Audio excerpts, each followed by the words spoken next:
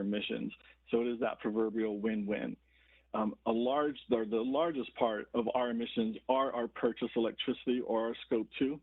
So the energy that we do use, we've started on a journey for renewable energy. A few years ago, we used very little, and I'm proud to say that as of today, we're one of the largest corporate purchasers of renewable energy in the United States. To bolster our portfolio and where it makes sense, continue to grow in that area. I mentioned our fleet. We do have a sizable fleet, lots of different types of vehicles as well. So we have a multi-year plan in place to look at optimizing our routes, reducing our fleet size, switching to hybrid and eventually electric vehicles. It's important to know that that's going to be a journey. Electric vehicles for passenger vehicles are probably going to happen before bucket trucks, and that's okay, as long as it's all part of your plan. And then again, finally, with Warner Media, already a long history and great track record of doing sustainable business practices, of reducing energy and resource consumption, on the film and television production sites, and they're going to continue that work in support of our carbon neutral goal. Next slide, please. And we can go one more, and now we're going to talk about resiliency. So the mitigation is important, reducing those emissions is important, but there are some built-in impacts to climate change that we do have to prepare for. And the question that we get asked a lot is, why focus on adaptation? Why focus on resiliency? For us, this journey goes back several years, and I would say in the last 5 to 7 years, there's been a lot of changes. There's been an increase in research on climate impacts. What I mean by that is, going back a decade ago, you might see reporting on the impacts at a regional level. Well, now we have the ability to look at the impacts at a neighborhood level view and really quantify that. So that's been an important transition. International and domestic consensus on the science itself, is really, really important and allows businesses to truly kind of embrace this work and do this work. Transition and expectations is also a really big one. I would say 5 to 7 years ago, we got the occasional question around climate change, and today we probably get questions every single day from various external stakeholders about what we're doing around climate change. So there is an expectations that companies are doing their part. And then finally, there's an impact to our business. We have a world-class disaster recovery team that is prepared to respond to severe weather events and do a great job doing that. But there is a cost. Millions of dollars a year are spent recovering from severe weather events. So if we can get ahead of that and better prepare for that, we can not only drive down costs to our company, but we can better serve our customers by making sure we have the most reliable network possible. Next slide, please. And this is really the journey of how we got there. We didn't wake up one day and have a tool, obviously. Before we developed the tool, which we'll talk about in some detail, we performed a couple of different assessments, both an internal assessment and brought in a private third party to assess us as well. And we knew we needed to strengthen what we're doing around climate change. And the outcome of those assessments, there's some certain things rose to the top, right, in terms of key findings. The first is, have an area of focus, and that really was expanding your long-term planning. And, we had a great history of short-term planning, again, around weather, right, which is, by definition short-term, but we needed to account for that long-term climate planning. We identified what were our strengths in order to do something like this. AT&T has a deep history in big data, analytics, lots of technological resources, so we wanted to make sure we leverage that. And ultimately, what we wanted to do is, leverage all those capabilities to develop an actual climate risk tool that enabled that long-term climate resiliency. And so we'll talk about that in more detail as well. Next slide. As I mentioned, AT&T, we do have lots of resources at our disposal in terms of, various technologies and expertise. But what we were not and are not are climate scientists ourselves, and we don't do climate modeling ourselves. So we knew we needed a credible, independent third party that specialized in that work. I bring this up because there are a lot of questions about, where do you get your data from? And we get that from Argonne National Labs. They have one of the only North American climate models. They have lots of data sets available to them. They have supercomputing capabilities, which is really important when you're doing climate modeling. And they're already doing a lot of the climate modeling for the U.S. government. So it just made sense for us to work with Argonne National Lab. And since we made this announcement in 2019, we feel really strong in our position with using them and feel that we're getting the most credible data possible. Next slide. And once we established, right, we wanted to make a tool, some kind of tool. We weren't quite sure what it was going to look like at the end or in the beginning. And, we knew that we needed to go get the credible data. We did all that, but then we also need to think about how are you going to scope and scale this thing, right? And what is your starting point? So we very early on came to the conclusion that, you can't tackle everything, right? AT&T has a significant footprint just in terms of where we serve, right? Internationally, we have business internationally. We serve most, if not all, of the U.S. So we had to fight the temptation to do everything at once. And so what we did is we chose a region that was very susceptible, obviously, to climate change impacts. We also want to make sure that we were looking at the right climate change impacts. There's lots of them. So for us, we talked to our network folks, corporate real estate folks, and said, hey, what do we first need to worry about? And high intensity wind speed and flooding were the first two things. So technically, we look at 4 climate impact areas: inland flooding, coastal flooding, high intensity wind speed hurricane related, and then high intensity wind speeds non-hurricane related. And that was a really good starting point for us to begin the pilot, which we announced in 2019. Next slide, please. And coming out of that pilot, as with all ambitious projects, there are always lessons learned. And so we had several. I'm just going to highlight a few here. The first thing was that it was a smart idea. And still in hindsight, we should have started with 4 states, but 4 states was not enough. And that's really important just from an internal perspective as well, because if we're asking all of AT&T to embrace, a climate change analysis tool, you have to have it available in more than 4 states in order to have that mass adoption. So that became clear very early on. Understanding also that different business units are going to use the data in different ways, and that's okay. When we started out and we thought about, hey, we're definitely going to have our network planners use this and as a design and plan for the network of the future. But then as other folks figure out, that you're doing this, they say, hey, we can use it in this way, we can use it in that way. And that's actually a really good thing. And then we realized there's a need for regional specific data. And what I mean by that is, as much as, our community in Florida, we're happy that we had that information. It didn't help, our business units that are working every day in the Southeast and California as they fight against wildfires. So, I'm very happy that we already made this announcement, but very happy to share that we're expanding our pilot as we speak. I'm working on that project today.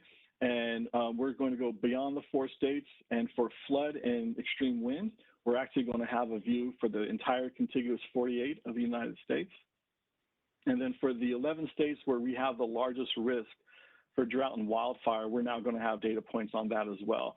So we're already making the kind of first of its kind tool even more comprehensive than it was for all the right reasons. Next slide, please. And we can go one more.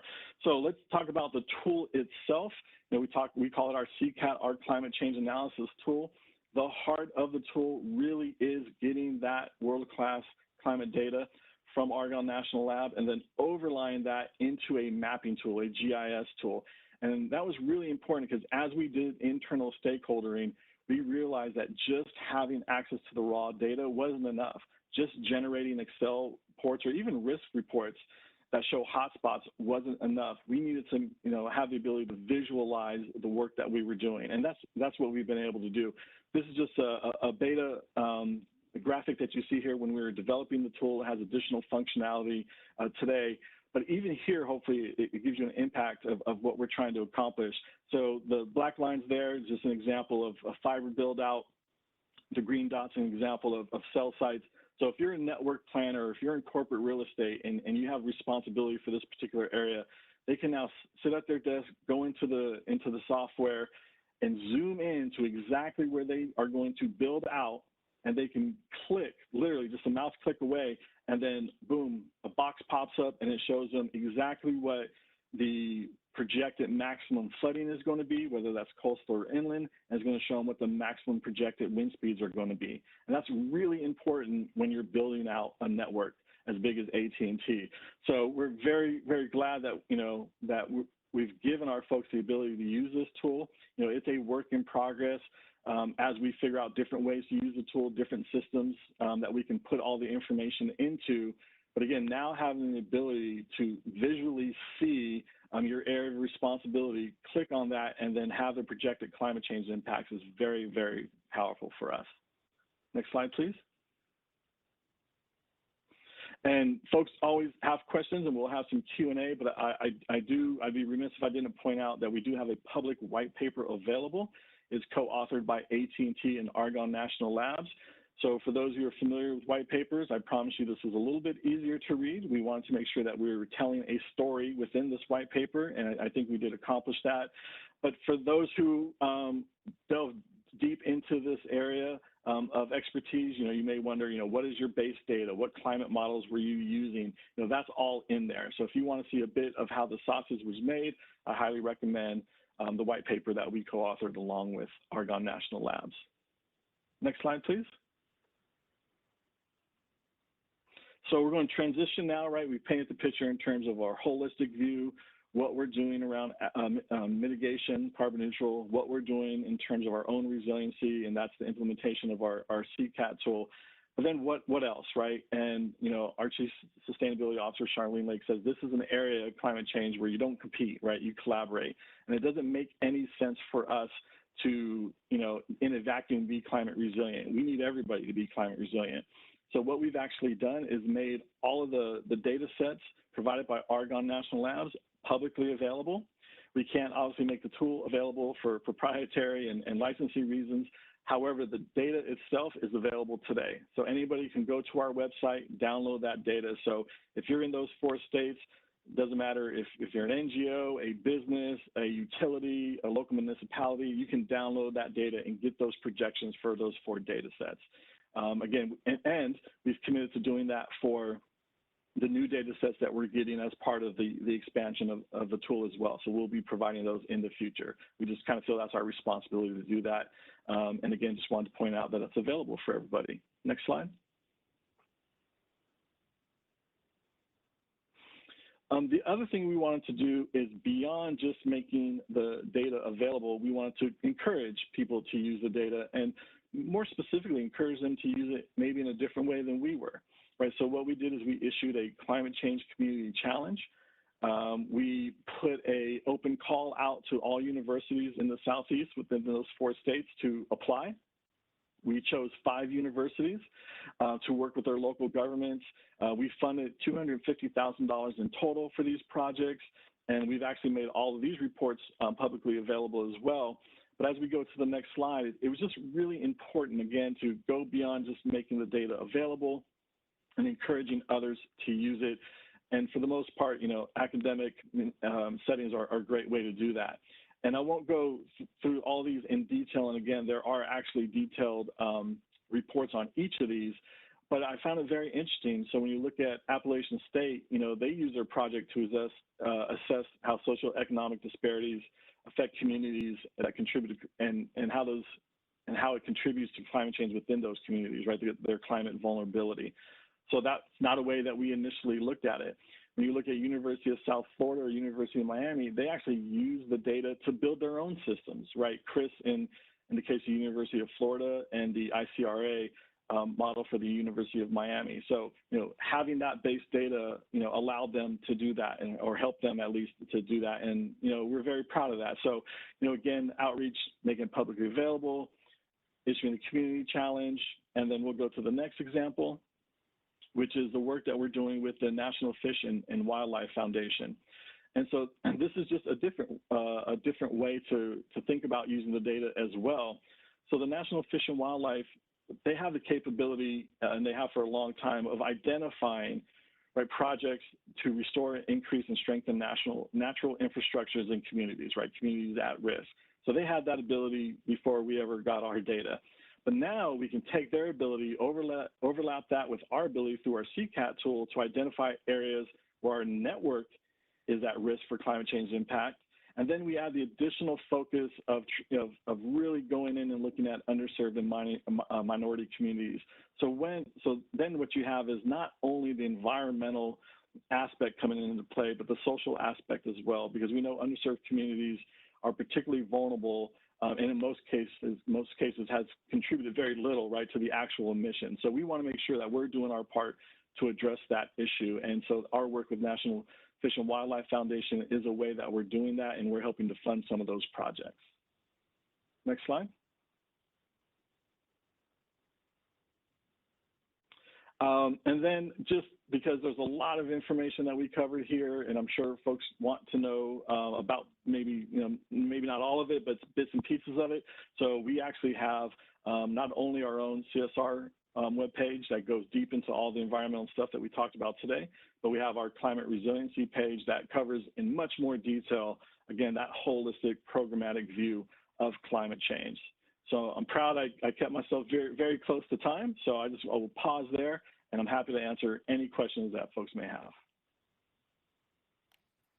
Thank you, Shannon. Great information, very interesting. Katie, are there any questions for Shannon? Yes, and there are a couple of questions about shorter term goals before 2035. Questions about emissions. What are the intermediate emissions and carbon emissions intensity reduction goals? I think these are asking more about shorter term goals before 2035. And I won't pretend to memorize them all, and I'll refer folks to our website, but we have short-term and interim goals as well, KPIs as well. We just retired, very proud that we just retired a set of goals that were 2020 goals. We accomplished them all. We had both absolute reduction goals for emissions as well as energy intensity reductions. That's really important. At the heart of what we do is connecting people, so our network is a big part of this equation for us. So the ability to push through more data using less energy, and that's an energy intensity metric, has always been something we focused on, and we will continue to do that. I think for us, having that longer term 2035 goal is really important. And then on top of that, reporting out on it every single year for transparency is going to be key. Within our science-based targets, those goals actually our reduction goals specific to our science-based targets come before 2035, I believe, specific to our scope 1 and scope 2. That's 2030.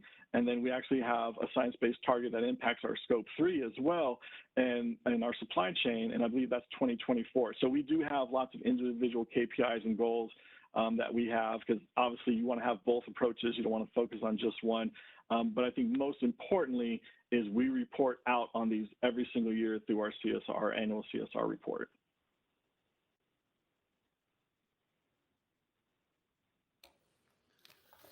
Anything else, Katie, at all? Yes, we have a few more. Okay. Yes, we have a few more.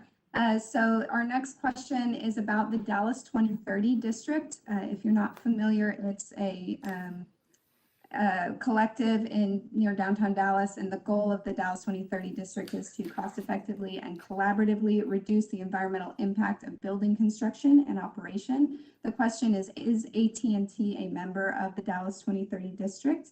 And if not, does it have any plans to become a member? So I don't know off the top of my head, I apologize, but I will follow up and get that information. I can tell you, that we're always trying to be involved in every community in which we work. Dallas is near and dear to our heart. It is global headquarters for us. So, and we work with the city on a regular basis on lots of different issues. I just don't want to misspeak to that specific initiative.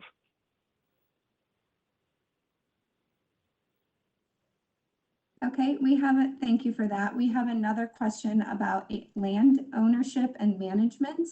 How much land does AT&T own, and is there a plan to save money, reduce erosion, mitigate flooding, and restore native wildlife habitat on AT&T land? So there's a lot in that question, and I know what my expertise is, and that is environmental sustainability. I'm not a corporate real estate professional, so again, I do apologize. I can absolutely follow up and get some information that we make publicly available in terms of how much land that we use. I can tell you, when you look at our actual climate change analysis tool, it does attempt to do just what the question is asking. which is, making sure that, we're prepared for the future impacts of climate change. And there's lots of ways to do that when you look at different adaptation strategies. And then I'd point to the work that we're doing with the National Fish and Wildlife Foundation. There's the benefit to the community itself.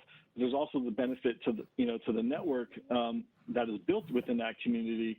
And the National Fish and Wildlife Foundation does a great job, right, again, trying to restore eco-services to better prepare those communities to be flood resistant and things of that nature. So those are, two examples I'd give of how we're trying to adjust that. I think, Mr. Gagne, we have time for a couple more questions. Is that right? Yes, we do.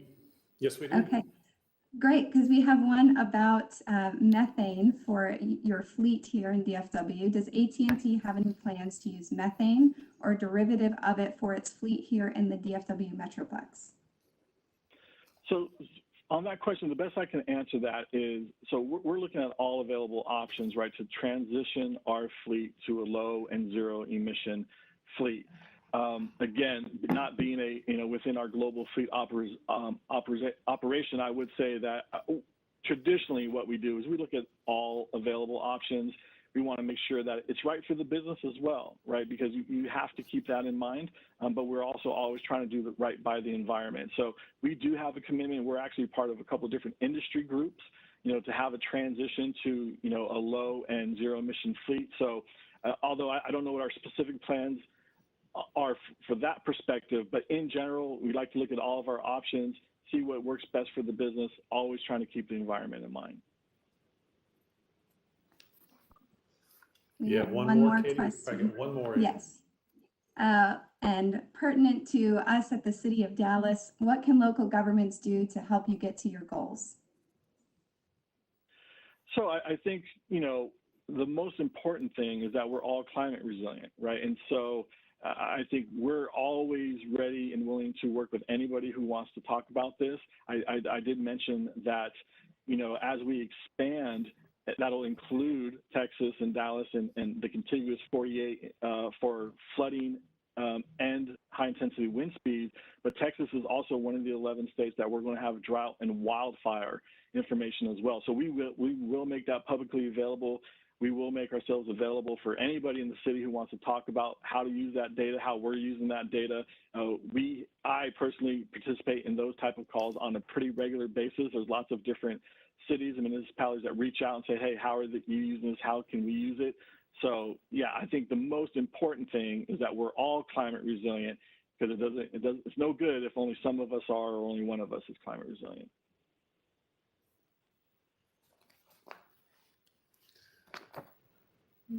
We actually could do one more, Katie, if there's anything out there. If not, we can move on to the next segment.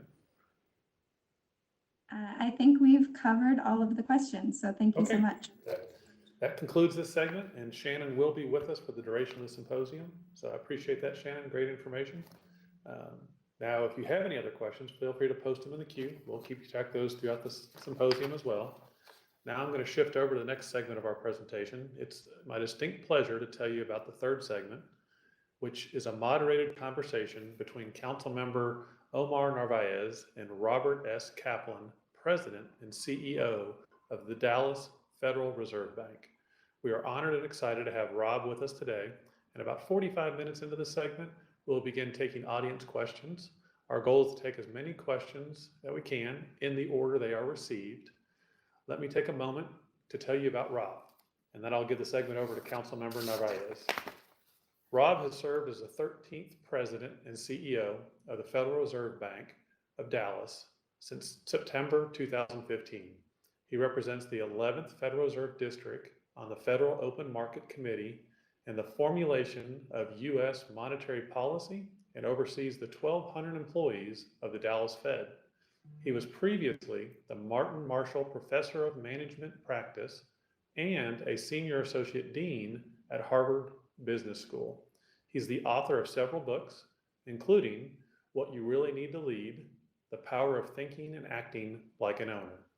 Prior to joining Harvard in 2006, he was Vice Chairman of the Goldman Sachs Group, Incorporated, with global responsibility for the firm's investment banking and investment management divisions. In 1990, he became a partner for them and served as co-chairman of the firm's partnership committee. He was also a member of the management committee. Following his 23-year career at Goldman Sachs, he became senior director of the firm. He was born and raised in Prairie Village, Kansas. Rob received a Bachelor of Science degree in Business Administration from the University of Kansas and a master's degree in Business Administration from Harvard Business School. Rob is with us today because he finds himself increasingly discussing the impact of climate change on the 11th District. In particular, severe weather events can have a substantial human and economic cost to all of us. I think most of us attending just faced such an event not 60 days ago, with temperatures dropping below zero for days here in North Texas. Now I welcome back Councilmember Narvaez as he will moderate this segment. Mr. Narvaez believes in building stronger neighborhoods and community relationships, and this has been a focus for him during his term of office. His positive outlook and support have been vital as the City Council approved the first comprehensive environmental and climate action plan last year, and as we work to implement the 8 major goals of the plan and the 97 action items. Councilmember Narvaez, please join us again. So much, Director Gagne, and I'm really excited about this segment and getting to have a conversation with Mr. Kaplan, the President and CEO of the Federal Reserve Bank here in Dallas. This is really exciting for us to get to hear from such an esteemed colleague of ours and partner here in the city of Dallas. And so with that, I'm going to turn it over to Mr. Kaplan so that he can give his welcoming remarks, and we can jump into it. We might pick up a couple extra minutes to answer a few extra questions out there. So Mr. Kaplan, I turn it over to you. All right. Thank you. Great to be with you. Great to be with you, Council Member. So let me make a few comments about the economy, and then I'm going to talk a little bit about how we think about climate change at the Dallas Fed. So let me just start 100,000 feet. It's our judgment at the Dallas Fed that the U.S. economy is going to grow in the range of 6.5% in 2021. So we're going to have a sizable rebound. Some private forecasters think the growth rate is going to be higher than that.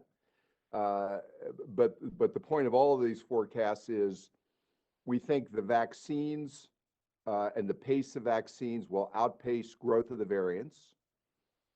People in the next few months will get increasingly more comfortable in greater mobility and engagement, and going to restaurants and doing a number of things in person-to-person contact businesses that they haven't been comfortable with. There's been substantial amount of fiscal support, and with all that, we're going to have a high level of growth. Now, and I would say the Texas economy pretty much mirrors the United States. Severe downturn last year, recovery after starting in the spring through the rest of the year with fits and starts because of the virus. And we expect continued strong growth, and we're seeing strong growth this year. So what are 2 or 3 things that are unusual about what we've been through the last year or so? Number one, this pandemic has affected different industries in different ways and members of the workforce very differently. If you're in the person-to-person contact service business, you had a rough 2020, very likely, and you might be having a rough time still because of people are just not quite yet comfortable enough to return to active engagement. But many industries and businesses had record years last year and are doing well right now. What's more pronounced for us is the way it's affected the workforce. If you've got a college education, you may well have done fine through this pandemic. You're probably in a job where you can work remotely. You're much less likely to have lost your job or lost hours. If, on the other hand, you're one of the 46 million workers in this country that have a high school education or less, it is more likely that you can't work remotely. You're more likely to have lost your job, lost income. And so we're seeing a lot of the repair work to do in our economy is getting those with a high school education or less particularly those without a skill, getting them back into the workforce. The other group that's been disproportionately negative affected is working women with children. We have seen a historic drop in the participation rate of women with children in the workforce, understandably, because kids aren't able to be in school, lack of access to childcare, and so on. And so those are things we're watching very carefully, and I just want to call them out. Now, let me talk a little bit about climate change and how we think about this. As was said in the introduction, and I'll just reiterate, the Fed has dual mandate goals: full employment and price stability. We don't have an independent role related to issues of climate change and other issues, but my job and our job is to understand economic conditions and reflect those in policy. And I can tell you, and I'll go through some examples right now, climate change and the effect of climate change and the way businesses are dealing with climate change is having a significant effect on economic conditions. So my job is to understand it. Our team's job is to understand it and to factor that in to our policy views. So let me give you some examples. We've already said, you know, we're at the receiving end in Texas on, I don't need to tell you, hurricanes, droughts, floods, and most recently, many scientists we talked to believe the extreme weather event we just faced, the cold weather, is a product of climate change. So let me take that most recent event as an example of the ripple effects. So it obviously affected the state. I don't need to tell you that. But let me tell you what the ripple effects were. We house in Texas some of the nation's most important petrochemical and refinery infrastructure. That petrochemical infrastructure had to shut down for a certain number of days. It's created ripple effects, certainly in the United States and globally, in disrupting logistics and supply chain arrangements. If you order a couch, if you order anything with plastic, which are a lot of goods, you're gonna have to wait longer for those goods and services. It's disrupted that. So that's not just a Texas effect, that's a nationwide effect. And we're seeing those shortages lead to higher prices and other impediments to other industries that rely on that industry. Hurricane Harvey had a substantial effect on refinery and petrochemical infrastructure, and also had a big effect on impacting the shipping lanes along the coast. We are responsible in this district for shipping lanes, and the folks that run the ports tell us, you know, we're one or two extreme weather events away from really jeopardizing the transit of goods and services, which will affect the entire nation. So those are some examples of the ripple effects we may not always think about. The other thing we're very sensitive to, we've got the greatest concentration of fossil fuel producing industries in the country. And we're among the leaders in wind and solar and research on battery storage in this state. So you'd say, well, how does this affect the fossil fuel industry? I can tell you, if you talk to any CEO in this industry, they are spending, many of them, billions of dollars on sequestration, carbon capture, and other techniques that would limit greenhouse gas emissions. And even as the country dramatically increases our use of renewables, we're going to go through a transition that's likely going to take not years, but decades, in that even as fossil fuels are a smaller and smaller percentage of global energy consumption, there's still going to be substantial demand. And so one of our challenges in the 11th district, and one of my jobs, is to understand that energy transition, because while you want to aggressively move to renewables, if you impact the ability of the healthy fossil fuel industry to provide its product, you're going to create price spikes for millions of consumers in the United States. So one of our jobs is also to understand that transition. And then the last comment I'll make is all this subject of climate change has big financial stability considerations. So what do I mean by that? Again, I'll take the recent cold event that just happened. I don't need to tell you, and there was an event actually a few days ago that caused a short-term spike in heating prices. You might not think it, but there were billions and billions of dollars of counterparty losses because of hedging transactions by companies and the industry, which were impacted by that spike. And it just reminded us here at the Dallas Fed, and reminded me, if you had a severe climate event that went on for not for a few days, but for a more extended period, you could have real financial stability impacts of that. So part of our job is to understand that. So probably let me stop there. I just want to set the table as we go back to the councilman to ask questions. But this is a little bit of the context on why this is such an important topic for us at the Dallas Fed. Thank you so much, Rob. There's some really good information that you gave us. And now I know why my sofa has been delayed for 6 extra weeks. So thank you for that. It gives me a little extra, not being so upset and impatient. You know what I mean? So thank you. Right. I'm going to ask you some questions. And the first one is, in your seat, you often look at the risks to the economic outlook. How do environmental concerns and climate change factor into your outlook for the nation and Texas? So we've just spent the last 14 months in this country experiencing a tail risk. It's a tail risk that turned it out to manifest itself. And it's a great example of how a low probability event, if you don't insure against it and manage against it, can be devastating. I'd say climate change is an example of a tail risk. It has current effects, which we have to deal with, and I just went through those. But what you also have to worry about over the years, will there be more extreme effects that have more significant tail effects?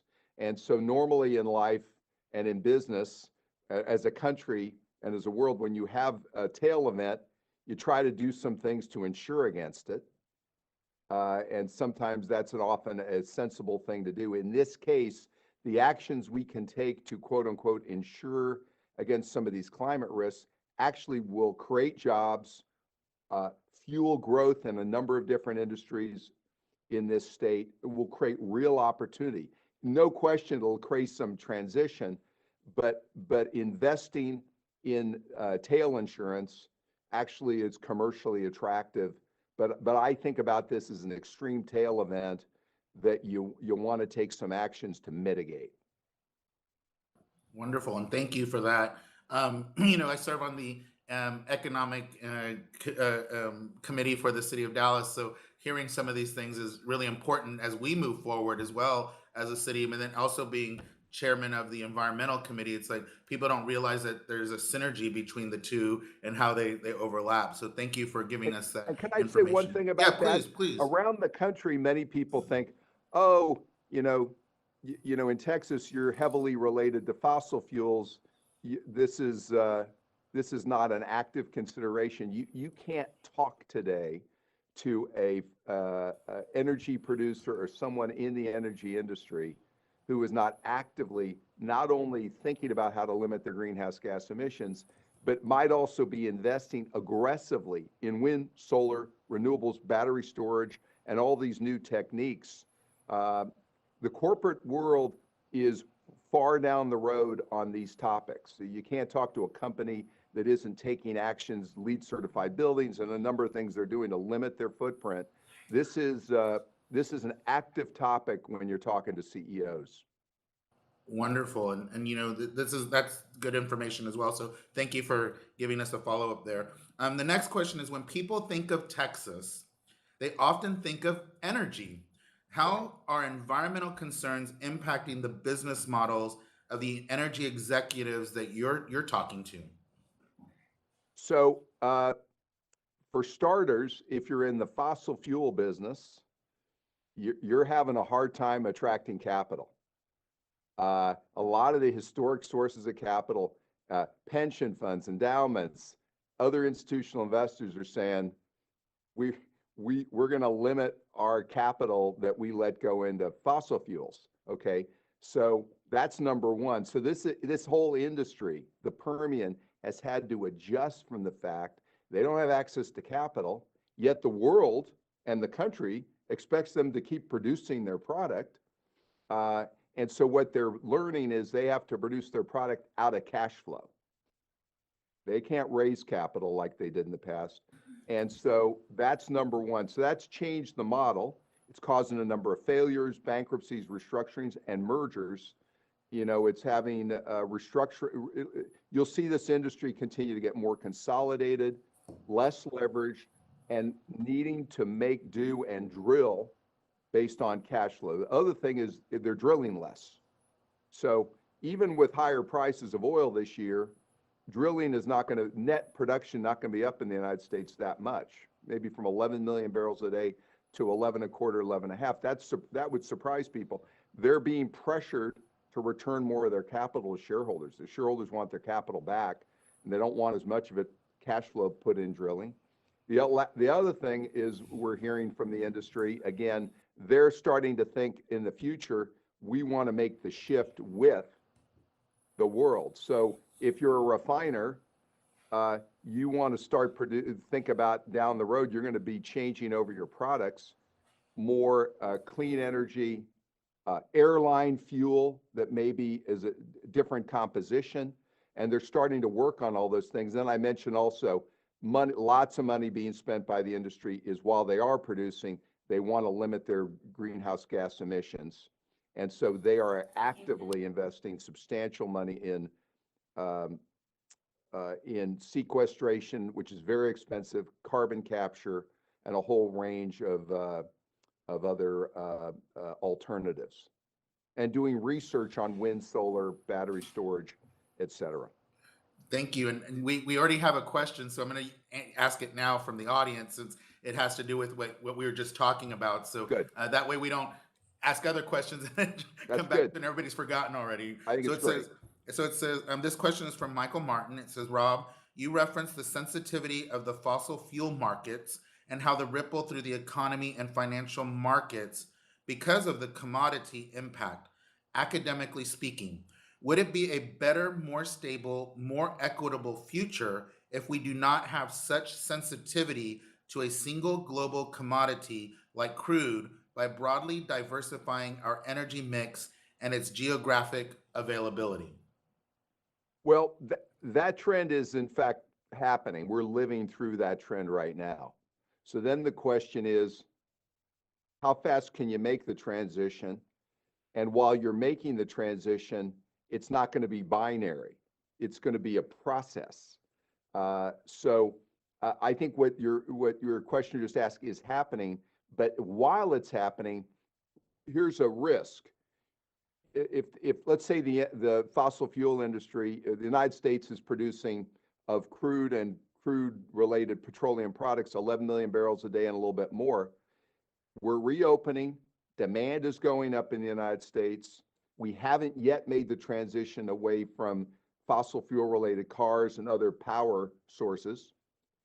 If that industry starts producing less or doesn't keep up, the price at the pump is going to be higher. So this sensitivity that you refer to is everybody recognizes it, but you got to realize it's a process. And I mean, it's not a multi-year process. It's probably a multi-decade process to transition out. And that's the part I try to emphasize, because sometimes when I turn on the television, you talk about we're going to go from this to this. It's going to take some time. Yeah, and I would completely agree with exactly what you said. As you know, how many years ago, 10, 12 years ago, we heard of the first hybrid car, maybe the thought of an electric vehicle, and they weren't very popular, and they didn't didn't, I won't say they didn't run well, but they just weren't popular because it was inefficient Right. for regular everyday people like myself and like you, right? That it's like, I just want to get to the grocery store. And I don't want to charge, I don't have a place to charge this car up. But now you're seeing much more infrastructure being built, and Yes. and I'm starting to see many of my friends and family members starting to think about hybrids and electric vehicles. And so like I happen to live in a building, and one of the reasons that I wanted to move into the building that I moved into was that one, it had recycling available for multifamily, but number two, it actually has hookups for electric vehicles. I don't even drive an electric vehicle, but I thought that that was important for me to live in a building that offered it. So we're starting to see that transition happening little at a time. So it makes sense what you said, that it's a slow shift, but we're starting to see it as these electric vehicles become more popular. These hybrids are becoming much more popular. I mean, there's even SUVs that are Right. hybrid, and then we're starting to look at public transportation, big giant buses, and we're even looking at sanitation trucks that possibly can be a change for us here at the city of Dallas. So exactly what you're saying is we're starting to see it happening. It's just a matter of how quick and fast, I guess, the rest of us can build that infrastructure. Yeah, and even when I look at the most aggressive, and we do scenarios here, the most aggressive assumptions about how fast we can do it, what's inescapable and what's kind of struck me from studying is how long that, even going very fast, it's going to take a number of years. Absolutely. Well, and it's just the technology is improving and it's changing quickly. And, I mean, look how fast we were forced with this pandemic to figure out how to do virtual everything, and we were able to do it very quickly and fast. And for some organizations like the city of Dallas, we stumbled at the beginning, but then we were able to catch up really fast because it was something we've never done. Having 800 people call in through phone and or virtual, it's never been done in the city of Dallas before, much less any other governmental entity. So it wasn't like we had a best practice for someone else, and once we got towards it, we got out of the, we started running with it, and now we have other governmental agencies asking us how to do it. So a good example, I can't resist on that transition, is so great. Most of us have made the transition. If you've got a high school education or less, it's more likely you don't have access to Wi-Fi. And worse, your kids are more likely to have dropped out of high school during this because your income challenges, and maybe they weren't able to successfully participate in this transition with Wi-Fi. So this is an example of how long we've got to invest more in Wi-Fi. And that's a critical imperative throughout this state and the country so that everybody can make this transition. Absolutely. And I love that you brought up Wi-Fi, because something we're trying to work on here at the city of Dallas, as well as our partners like AT&T and Dallas Independent School District. So thank you for bringing that. So we have one last question that I'm going to do for a follow-up on the original question we started. And it said, you say that the CEOs of the fossil fuel industry are very aware of the changes, and we're planning on being a part of the transition. Will natural gas capture and, it says, elimination of flaring happen without regulation? And this question was from Brad Smith. Yeah, well, that's a good question. My guess is you're going to see all the above, meaning I'm hearing when I talk to CEOs, they are aggressively acting on this, either because there is regulation or because they anticipate it. And also they understand, and they're hearing from their shareholders and their boards of directors that they need to, again, be more environmentally constructive in what they're doing. And so the whole range of reasons, and yes, some regulatory aspect, I'm sure, will be part of it. Okay, very good. And then we have another question from the audience, and you know me, I like questions from the audience. It makes it more exciting of a conversation. So this one has to do with one of the kind of questions I kind of brought up, and then you answered. So it says, Rob, do you have concerns regarding the ability of our generating infrastructure to meet the demand of increasing reliability on electricity? especially as we transition to more electric cars? And this question was from Michael Carlton. Yeah, so this is all part of this has to be planned. Uh, so there's the basics where every part of the grid has to be weatherized. That's goes without saying. And we learned some lessons from what just happened, that we had a lack of weatherization across the board. Okay, then yes, to your point, as you're transitioning more and more to electric vehicles, we need to build a whole range of infrastructure to accommodate that, including what you're talking about, not only the charging stations, but also the mix in what we're happening. So can we do planned and, strategically invested in, years in advance? Yes, also that needs to be done. Wonderful, thank you. So we're going to move on to another question, which is recently the Fed joined the network of central banks and supervisors for greening the financial system. What is the end goal of this group, and what is the Fed doing to properly evaluate the impact of environmental risks on the financial stability? So, I mean, one of the primary things globally that's going on it relates to financial stability, and I mentioned that. That for me, that's just one aspect of why we look at this. But there are financial exposures around the world, and then there's tail risk exposures in addition to extreme weather events. And I think we're trying to work in an integrated way globally to make sure that our financial system is resilient. And for us, we have jurisdiction over banking. There's also non-bank financials that we don't have jurisdiction over. But we want to make sure that the financial system that we oversee, the banks and banking system and globally, is resilient to these risks. I think you just went, you may be on mute. Thank you. Thank you. I appreciate that. No, I wasn't on mute, and then I pushed myself on mute to talk. So it's the new world, right, that we're in, as we keep muting our own selves or forgetting to get off mute. So is there another question about this one? All right, we have a question from the audience. Danielle McClellan has asked, what's your prognosis for this region's capacity to develop infrastructure and new markets for sustainable businesses, and how can the Dallas Fed impact that? For example, Georgia has a large number of carpet manufacturers and has invested in businesses that are able to recycle old carpets.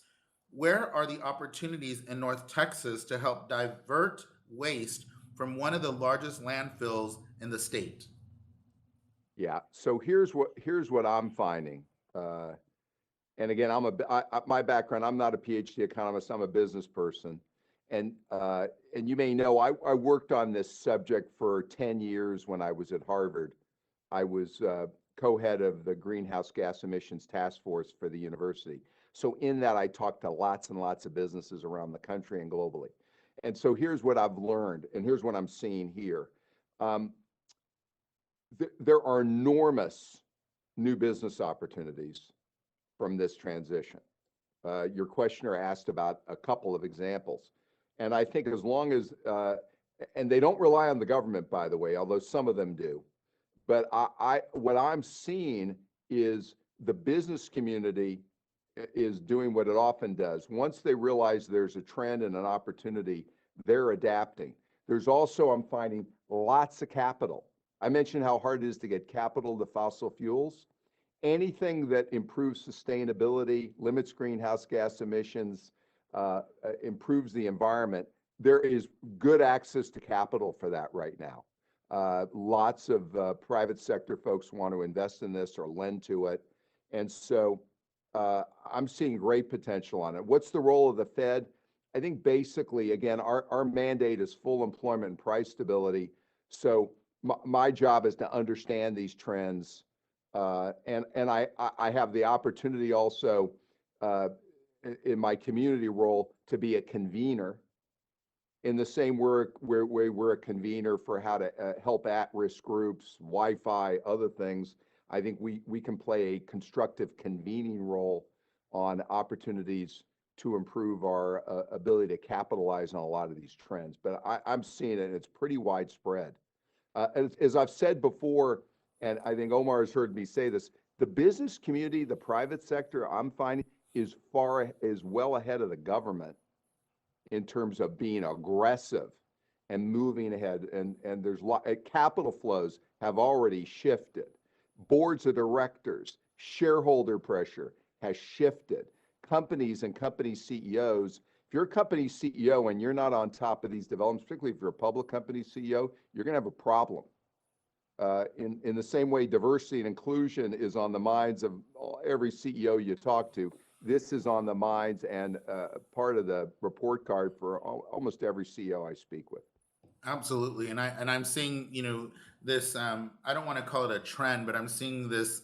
The public really getting much more engaged when it comes to climate action and the environment and all the different issues with sustainability and reducing our carbon footprint. It seems like I'm not going to even just say locally, but it seems like at the national and the global level, we're seeing this come across, and we're going to need the business community to help us.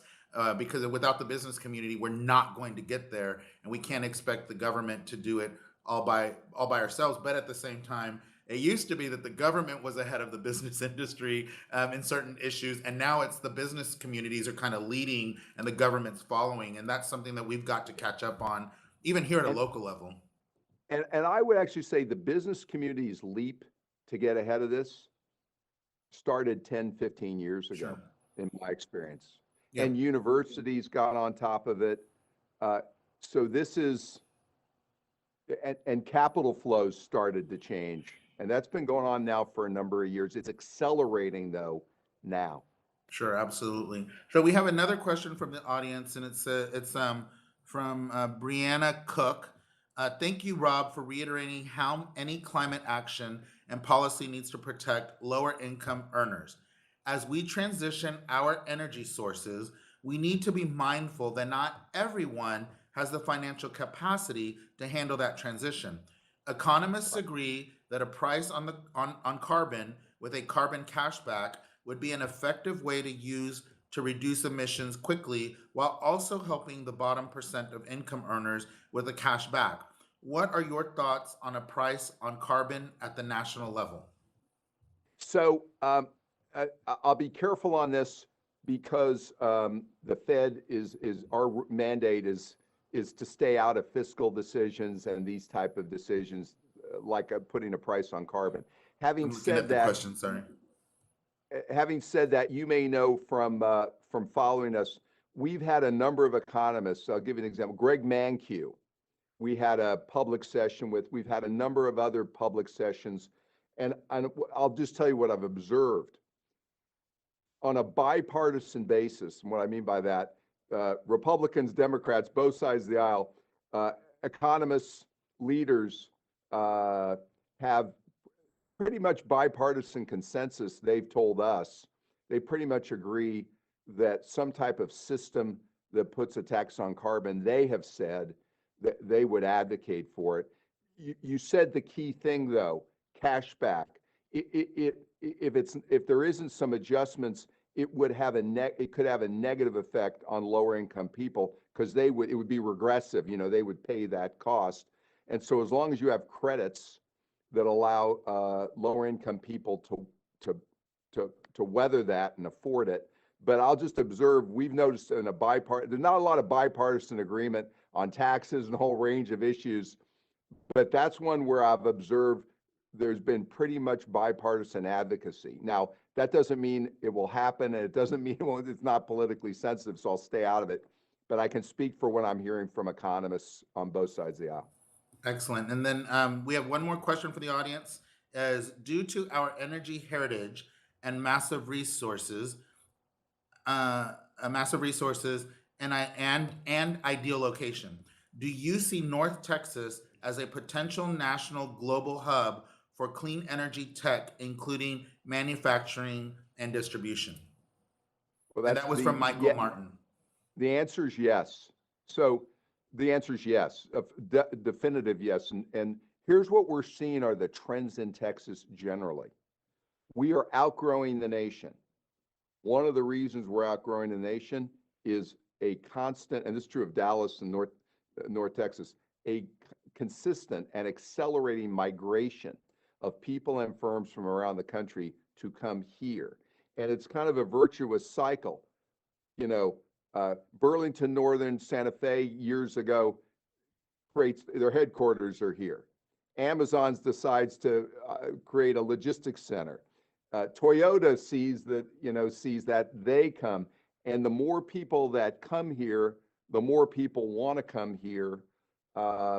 And so I don't see any reason why, and it would be logical that we would be the leader in the clean energy industry. We already are in certain aspects of it. And so I think that would make enormous sense, and it's consistent with. You listen, Elon Musk is locating a substantial facility in Austin, and so there's no reason why we're about as well positioned as anybody in the country to be a leader in these sectors. And I would completely agree with you as well on that one. And we're welcoming all the clean energy folks to come on to Dallas. And I will welcome you here in the city of Dallas, especially. So by the way, can I just say, so what would stop that from happening? And I'll just say it because it has to be please. said. We don't do a good job improving early childhood literacy. We don't do a good job beefing up skills training. We don't build enough infrastructure. I know we're working on all these things, by the way. We don't do a better job improving access to healthcare for at-risk populations. We have the highest number of uninsured in the country. I'm confident we are making these choices, but this is what companies who are thinking of coming here, and I talk to them just about every week. This is what they wanted. What's the workforce? What's the healthcare system? What's the access? Education system, and that's why these investments we're making are among the highest return investments we could make, and it will have the ripple effect of making it far more likely that we'll be the leader in clean energy and a whole range of other industries. So I'll just say that. No, absolutely, and I'll give an example. It's been about 3 years ago, I think, I got to work with Amazon to bring a distribution center here to District 6 in far west Dallas. And one of the big things was they wanted the vast majority of the positions to be part-time. And I knew that if those positions are part-time, they don't come with healthcare, they don't come with pensions, they don't come with, right? And so we really advocated for and made sure and ended up with the negotiation that if we were going to be good partners, that any company coming to Dallas has to also be a good neighbor and be a good partner with the city. And Amazon ended up making all the positions full-time, offering healthcare and their retirements and everything that comes with a full-time position, and a living wage, which is beneficial to everyone here in the city of Dallas. And then making sure that also we did local hiring so that Dallasites that are paying these taxes that are being invested into the company to come would also be able to get those same jobs. So and now we're seeing that with all of our economic development deals, just by making sure that we tell what our values are and our priorities. So like you said, we're not the best at it, but we're working on it, and we're going to get there, because I think we all see that in order to attract, we're hearing from the companies as well. This is what you're missing. You're missing A, B, C, D, E, F. Right. Well, we've got to fix A, B, C, D, E, F. And that's what I think is fantastic, is that Dallas is committed to getting there. And by the way, here's the difference between us and most cities and states in the United States. We have the money to do it.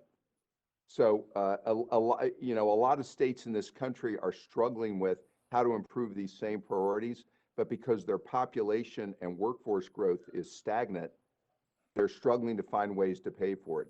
Texas and Dallas, but Texas generally, we've got the money, not perfect, but because we have workforce growth, we have enough money. Then for us, it's a matter, not how do we get the money, it's do we make the right choices? And in the past, a lot of these choices were talked about as a nice thing to do. And what you're hearing from us at the Dallas Fed is, that may be true, but it's a high return, smart business thing to do. Absolutely, I agree with you. So we have one more question from the audience. It says, "Is Rob able to comment on proposals to change the renewable energy federal tax credit to a direct payment to get around the limitation of the current program, which requires a tax appetite? Apologies if I have not stated this correctly, but I hope No. this idea comes across." And this is from James, and I hope I say the last name right, Orenstein. Okay, so James, it's a good question. I'm familiar with it, but given my job in monetary policy, we try to adhere very carefully. I don't comment. That's under the congressional mandates, and I'm very sensitive, and they are too, that I don't tread in that area. So I'll stay in my lane. But I think it's good you're raising that question. Excellent, Rob. And I kind of felt you were going to have that kind of an answer because you probably had to, and I appreciate you following your ethics and making sure that you stand strong to those. So I appreciate that. The next question I have is, we understand that the Reserve Bank itself was sustainably designed. Are there some Yeah. features of your own facility that you wish other entities would adopt? And they give examples of a green roof, energy efficiency, Yeah. water conservation, etc. So let me tell you interesting. So this building was built in 1992. So I don't have any, I can't take credit for what was done, but yeah, yes, you're right, with sustainability. And we have a new headquarters we built in Houston, same thing. And very much, you wouldn't surprise you, taking into account, LEED certified criteria and things like that. We've done one more thing though, and then the last 5 years at the Dallas Fed, and a little bit I brought from Harvard because I learned about this. We also have a number of other initiatives we now instituted beyond the building, beyond what existed, to reduce our greenhouse gas emissions footprint. Okay, and that includes every aspect of what we do: our energy sources, our activities in the building, behavior of our people, the car vehicle. And so on and so forth. And so we did the sort of the normal drill you would do. You measure your baseline. You then say we want to make these kind of goals to improve that baseline. And then we had an action plan against the baseline to limit our greenhouse gas emissions. And what I learned in my prior life, if you don't run laboratories, and if you do a research lab, that creates a lot of greenhouse gas emissions issues. So set that aside. If you run just a basic building like we do, or a business, a plan like that with some very straightforward steps, you can meaningfully reduce your greenhouse gas emissions footprint. And that's what we've worked on doing here. And we have somebody in charge of it, longtime Fed person. We work on it. It's a key initiative of the Dallas Fed. Wonderful. That's great news, and it's also something that I believe that the vast majority of us can look to as an example of how to do things, and have a blueprint of how to do things and do them correctly as we move forward. Here in the city of Dallas, we're pushing more and more to have LEED certified buildings. We just opened a brand new library in the Vickery Meadows neighborhood in North Dallas, almost Northeast Dallas. And what's really exciting is it's a LEED certified, and at the last minute we were able to add solar panels to it to give it an even extra level, and there would just happen to be a little extra money, and we were able to do that. And so it's an almost completely sustainable building now at this point. And we just can't wait till the pandemic ends so we can actually let the people inside of it so that they can actually utilize the building. So but that's that's a whole nother conversation. So the next question I have is, what role does the Federal Reserve play in combating climate change? So I'll be careful on this. We don't have an independent role in quote unquote combating climate change. Our congressionally given mandates, which I'm very sensitive, and I think elected representatives, both sides all are sensitive that we stay in our lanes: full employment and price stability. So my job and our job here, our 1,300 people, our job is to understand economic conditions, make sure we have financial stability, and the way I've incorporated and we've incorporated climate change in that, is I'm basically said it is central to understanding economic conditions and to reaching our full employment and price stability objectives in incorporating environmental analysis and sustainability analysis in the work we do, and also in thinking about financial stability. Outside that dual mandate role, we have a role here to be a leader in our community. On that, I have a little more latitude to convene groups and give my views and share thoughts on it. But in terms of monetary policy, it's in the context of our dual mandate. Excellent. And the next question is there anything else the Fed can be doing to help address climate change issues? I guess my own view is the most important thing. I think we can always do a better job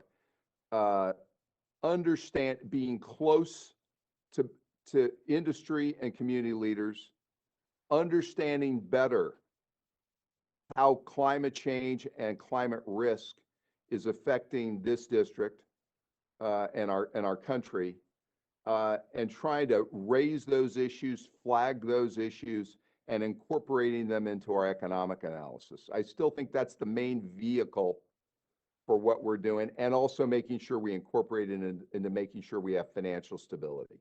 That's our congressionally mandated role, and we do a lot of work in the community, as I said, away from the dual mandate, and I think that we've been very forthcoming and open and aggressive, I guess, for lack of a better term, and just playing a role as a leader and leading citizen in the community. But that extends the whole range of issues. I mentioned Wi-Fi, early childhood literacy, the digital divide, access to financial services.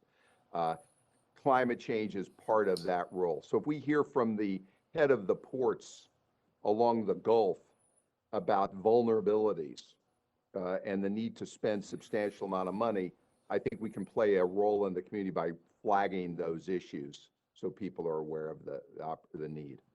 Awesome. So I have one more question, which is how can the city support the Federal Reserve Bank's sustainability goals moving forward? And then before you answer, I want to let the audience know that we're going to go into, you can ask basically whatever you want. So if you have questions, start putting them into the chat so that we can start to get them here.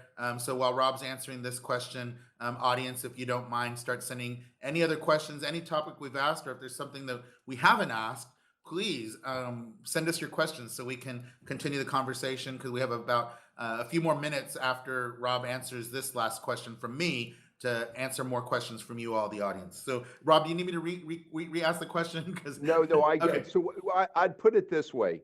Again, everything I'm working on, most of my breathing hours are focused on how do we get to full employment, how do we achieve price stability, and do both in a sustainable way, and how do we make sure there's financial stability, that we're actively assessing and managing tail risks in the economy so we can have sustainable, good growth, unemployment that gets to full employment and price stability.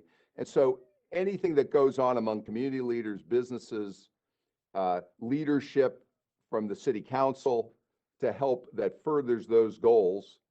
And I think what you're doing on climate change and fostering that, and the opportunity it will create for new business. I'm thinking of this as a big opportunity.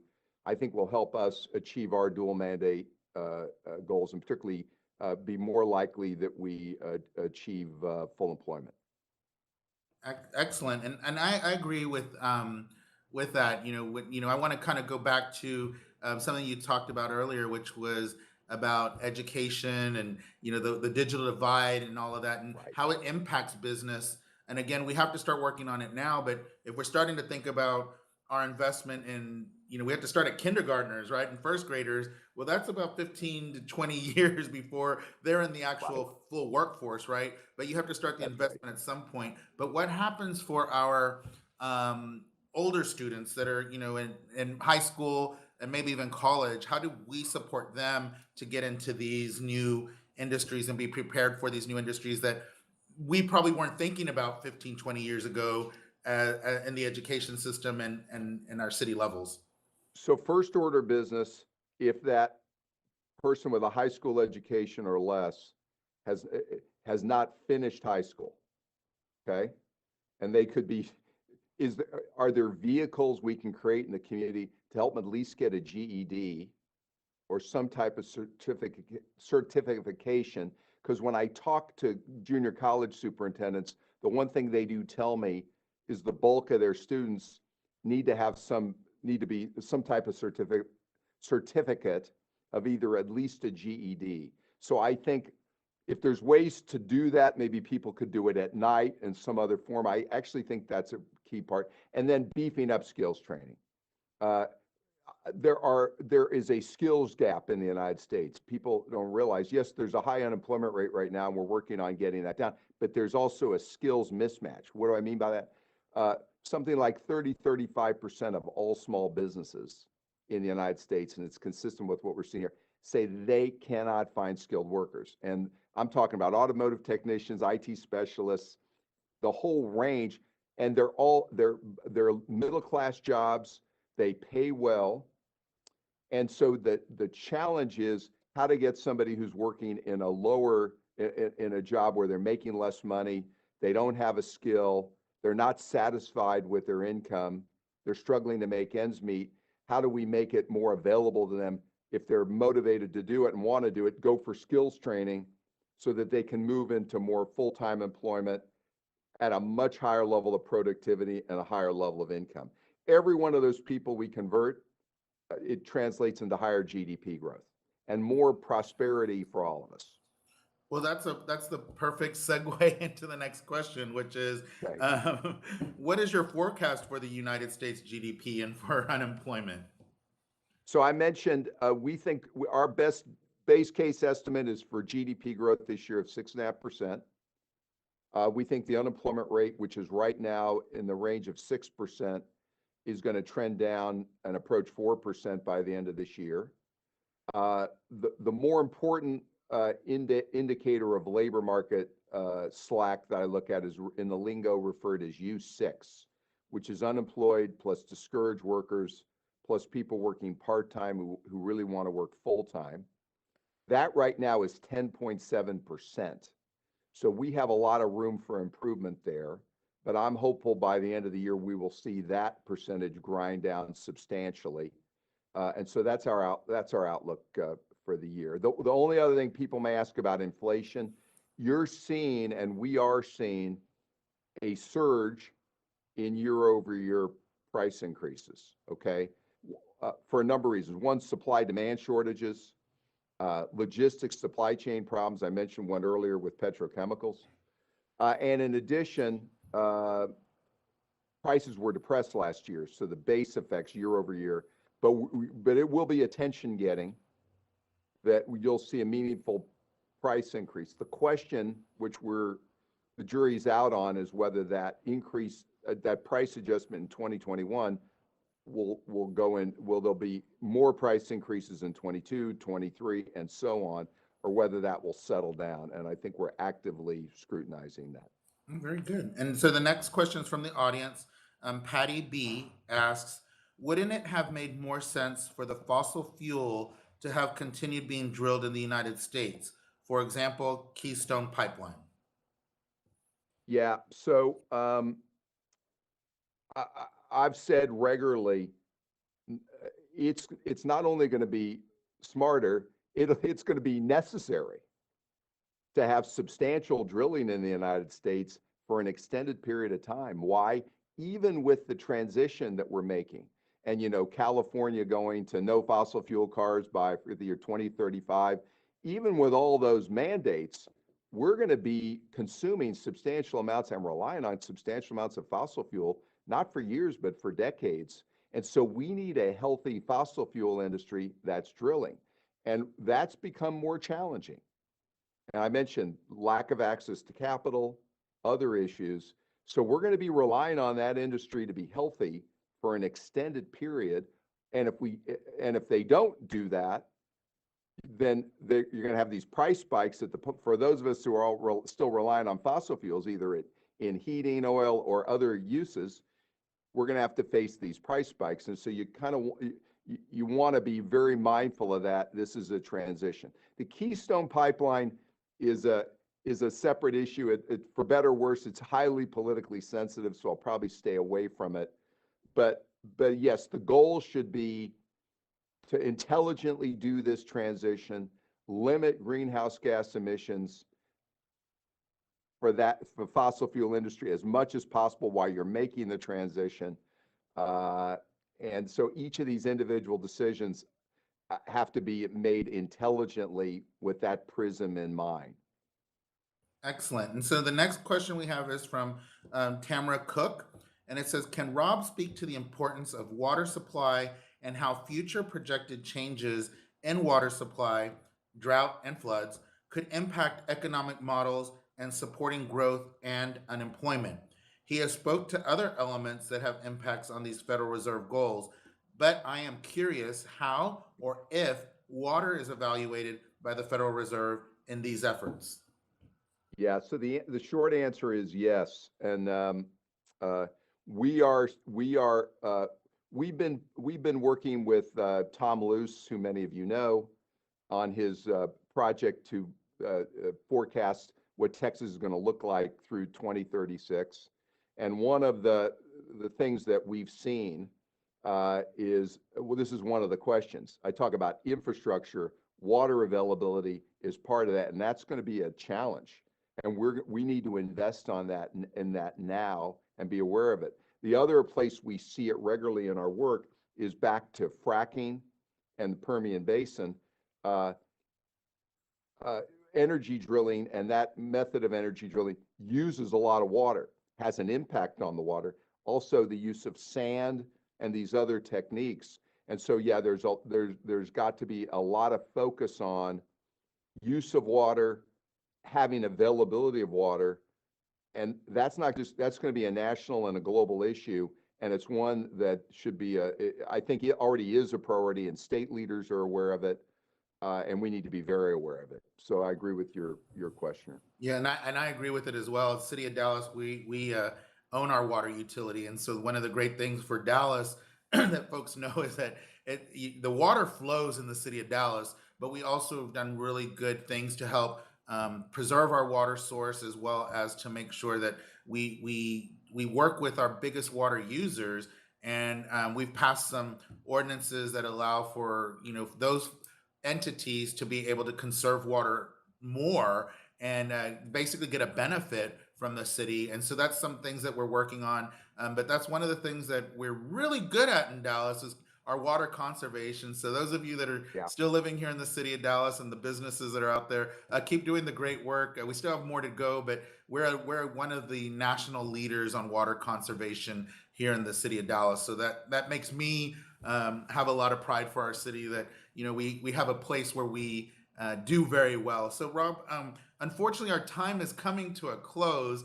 And this conversation has been really fantastic. And I've really learned a lot and I've really enjoyed it. But I'm going to give you a couple of minutes to close out if you have any last comments before I close us out we unfortunately have to go to the next segment, even though I think I could talk to you for a whole another hour about the things we got to discuss. But please, if you don't mind closing us out. So I've really enjoyed talking with you and I enjoyed hearing the questions from the audience.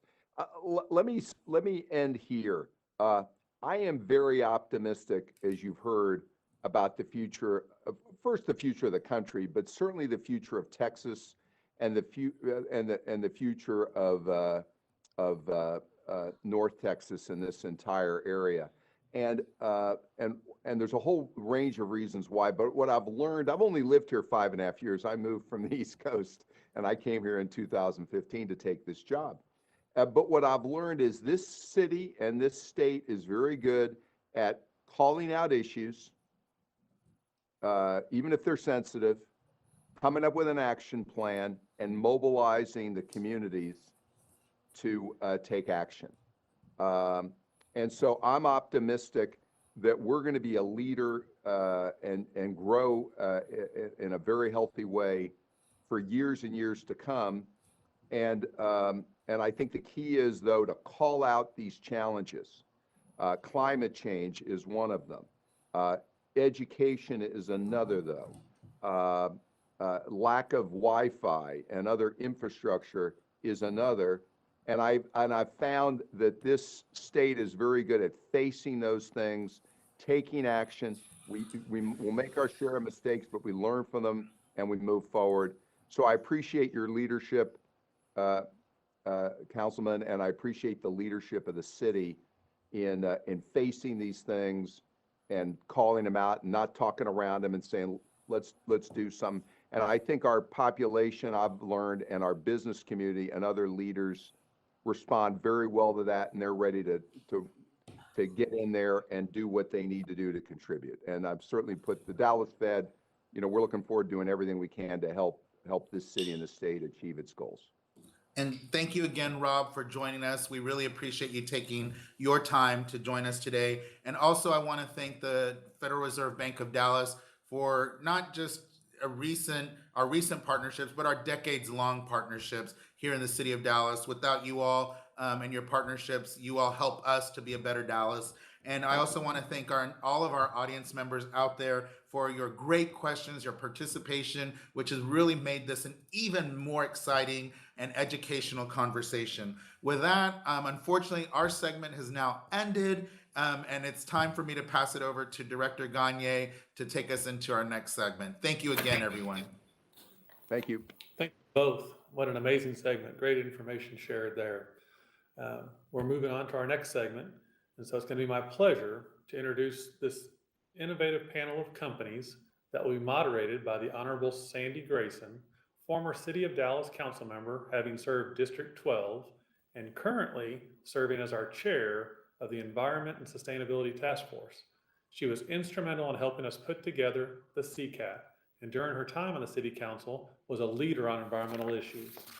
We are honored to have 6 distinguished panelists from companies that are leaders in their fields and also leaders in environmental sustainability. They will introduce themselves shortly. For this segment, Ms. Grayson will ask 2 rounds of questions, and then the panel will take questions from the audience. Ms. Grayson, I'm now giving the segment over to you. Thank you, Michael, and good morning, everyone. We've assembled an illustrious panel of environmental professionals to explore the nexus between climate change mitigation and economic implications.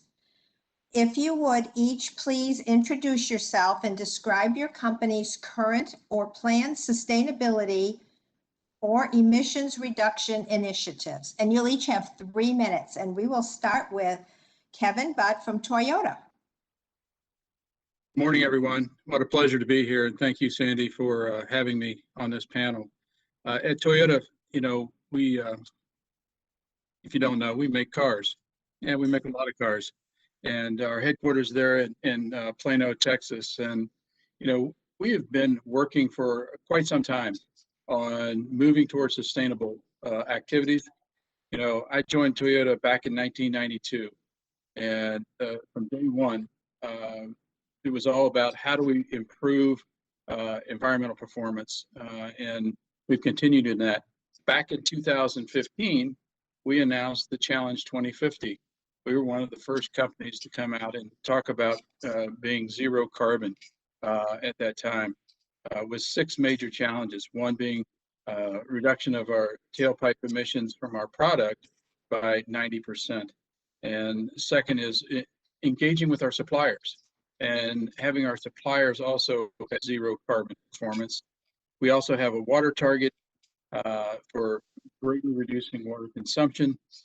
We have a materials target from recycled materials to making chemically responsible products. And then last is a biodiversity target, where we firmly believe that we as a company are responsible for preserving ecosystems, not just around our facilities and manufacturing, but also engaging in world concerns. We've done work in the Galapagos. We've done work in the Northern Great Plains for preserving those areas. And we believe that's a big part of what we're doing. We realize that this is a huge problem. We're aligning ourselves with the Sustainable Development Goals, as well, and moving to do what we can to improve that in that area as well. And with that, I will just leave it at that. Thank you so much. And we will go next to Bhushan Johi with Ericsson. I hope I pronounced your name right. I apologize if I didn't. Yes, you did, Sandy. And good morning, everyone. Thank you so much for the opportunity to participate in this amazing panel. So let me kind of get into it. So I'll start by talking a little bit about Ericsson. Ericsson is a company that was founded 140 years ago with the belief that access to communication is a basic human right. We're based today in about 180 countries, and 99,000 of our employees are focused on providing, ICT, information communications technology solutions to some of the largest mobile network operators globally. Here in Northeast Texas, you heard from AT&T, and they're based here in Texas and one of our key partners. Ericsson's company purpose is to empower an intelligent, sustainable, and connected world. We're focused on fully integrating sustainability into all aspects of our strategy and operations. My name is Bhushan Joshi, and I lead sustainability and corporate responsibility programs for Ericsson in North America. Ericsson's sustainability strategy has three key focus areas. The first one being corporate responsibility. Conducting business responsibly is a foundational element for Ericsson. Some of the key topics on which we work on within this is things like anti-corruption, respect for human rights, health and safety, well-being, and diversity and inclusion. One of our key targets under corporate responsibility are to reduce occupational health safety incidents, major occupational health safety incidents, by a minimum of 30% by 2022. And we report progress on these targets annually in our sustainability report. The second focus area for Ericsson is environmental sustainability. Being carbon neutral is a commitment that Ericsson has made for company operations by 2030. This builds on top of the 1.5 degrees Celsius climate change science-based targets that Ericsson has already established. We are also focused on developing 5G products that are 10 times more energy efficient per data transfer by 2022. When we do our life cycle analysis, we understand that the biggest impact Ericsson has is not within our own footprint, but in the products when they're in the use stage with our customers like AT&T. We also focus a lot on trying to think about the exponential impact that information communications technology can have in helping all other sectors drive reductions in carbon emissions. We have partnered with the Exponential Climate Action Roadmap, which has looked into this exponential potential of the ICT sector. And what we have found is that even the existing ICT sector technologies can provide and enable other sectors to drive about 15% reduction in greenhouse gas emissions globally. So the ICT sector is a very great ROI when it comes to return that you get in terms of the enablement effect. The third key focus areas for Ericsson is digital inclusion. Addressing the digital divide is critical to ensuring that social inequities in our society are closed. We're all living through this COVID world right now, and we're speaking virtually. So in many ways, COVID has really accelerated digital transformation for just about everyone. We study from home, work from home. So digitalization and connectivity is a critical backbone for America. Our studies have shown that just a 10% increase in broadband connectivity can result in a 0.8% increase in GDP for the community. We have set a goal to connect 500 million more people by 2024 with mobile broadband rollout. The other aspect of this is the STEM talent gap. When you look at reports that come out of the Bureau of Labor Statistics, we see things like over the next decade, the US needs about 1 million more STEM professionals than what we will produce. So Ericsson is focused on working with nonprofit partners and community organizations within the US to deploy these STEM education programs that reach students from all backgrounds to really help address this talent gap. We're focused on this value chain approach because, like Shannon talked about and Rob talked about, achieving sustainable development is a approach. It's a team sport. We all are in this together. So we take a very value chain approach to this, and we focus on driving positive impact within our company operations, but also through our products, and then the impacts that we cause on the broader society. So I hope that gave you all a quick overview of who we are, what we do, and I'm looking forward to this discussion. Thank you, Sandy. Thank you so much. Yes, let's move on to Hannah Walker with Sinclair.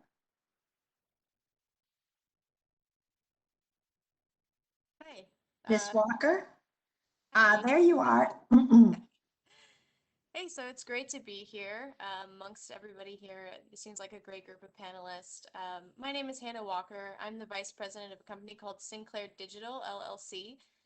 And basically, our kind of slogan is that we're radically disrupting building infrastructure and operations. So we're hotel developers, but we're also design and consultants for buildings. And our main focus is to radically disrupt the change of using typical AC powered infrastructure and replacing it with a more efficient DC powered solution. And so what we found is that buildings take up about 40% of the world's energy emissions. 40% is quite a large amount. And the easiest way to try to cut down those emissions is by going to electrification, which can be substituted by much cleaner energies. But the problem is that building energy electrification is extremely inefficient because you have really great technology solutions like renewables, batteries, LEDs, all these things that are becoming more and more efficient, but we're still putting standard AC infrastructure in our buildings. And so a focus of our company is to design and build buildings on a full DC microgrid and be able to produce efficiencies that you cannot get with AC powered buildings. So for example, our hotel that we just built in Fort Worth, Texas, we were able to use a low voltage DC solution using power over Ethernet, which is a PoE. You'll probably hear me talk about that a couple times. But with that solution, we were able to do all of the light fixtures, motorized window treatments, mini bars, and smart mirrors in the entire building with low voltage DC, which eliminated all the electrical labor for all those components, didn't require any permits, and we were able to save about 39% electrical energy consumption month to month, eliminate about half our circuit panels, and reduce our switchgear incoming from about 3,000 amps to 2,500 amps. So there's so many benefits from going towards a DC microgrid solution. And so we're focusing on, that's our focus for building and consulting for other projects and helping, the entire 40% building emissions to come down drastically. Thank you so much. And now we're going to go to Amy King with Good Co-working.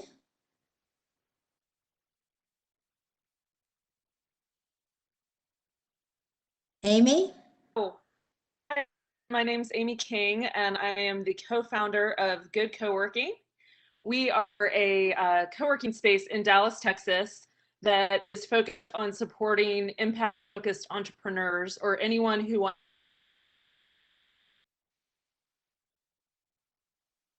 to grow a responsible business culture, a net positive impact in the world. So we are all about being a hub for businesses who can reduce their climate impact and make a more positive impact in the world.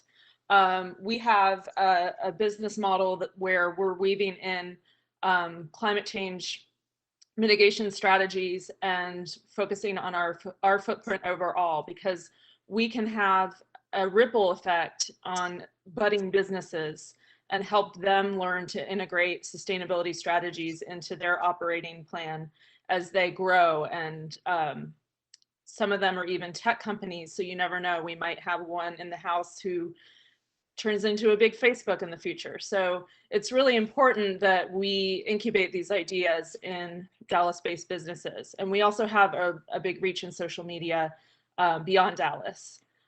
We are based in a building between Pelham and South Dallas on South Good Latimer. And we renovated a building.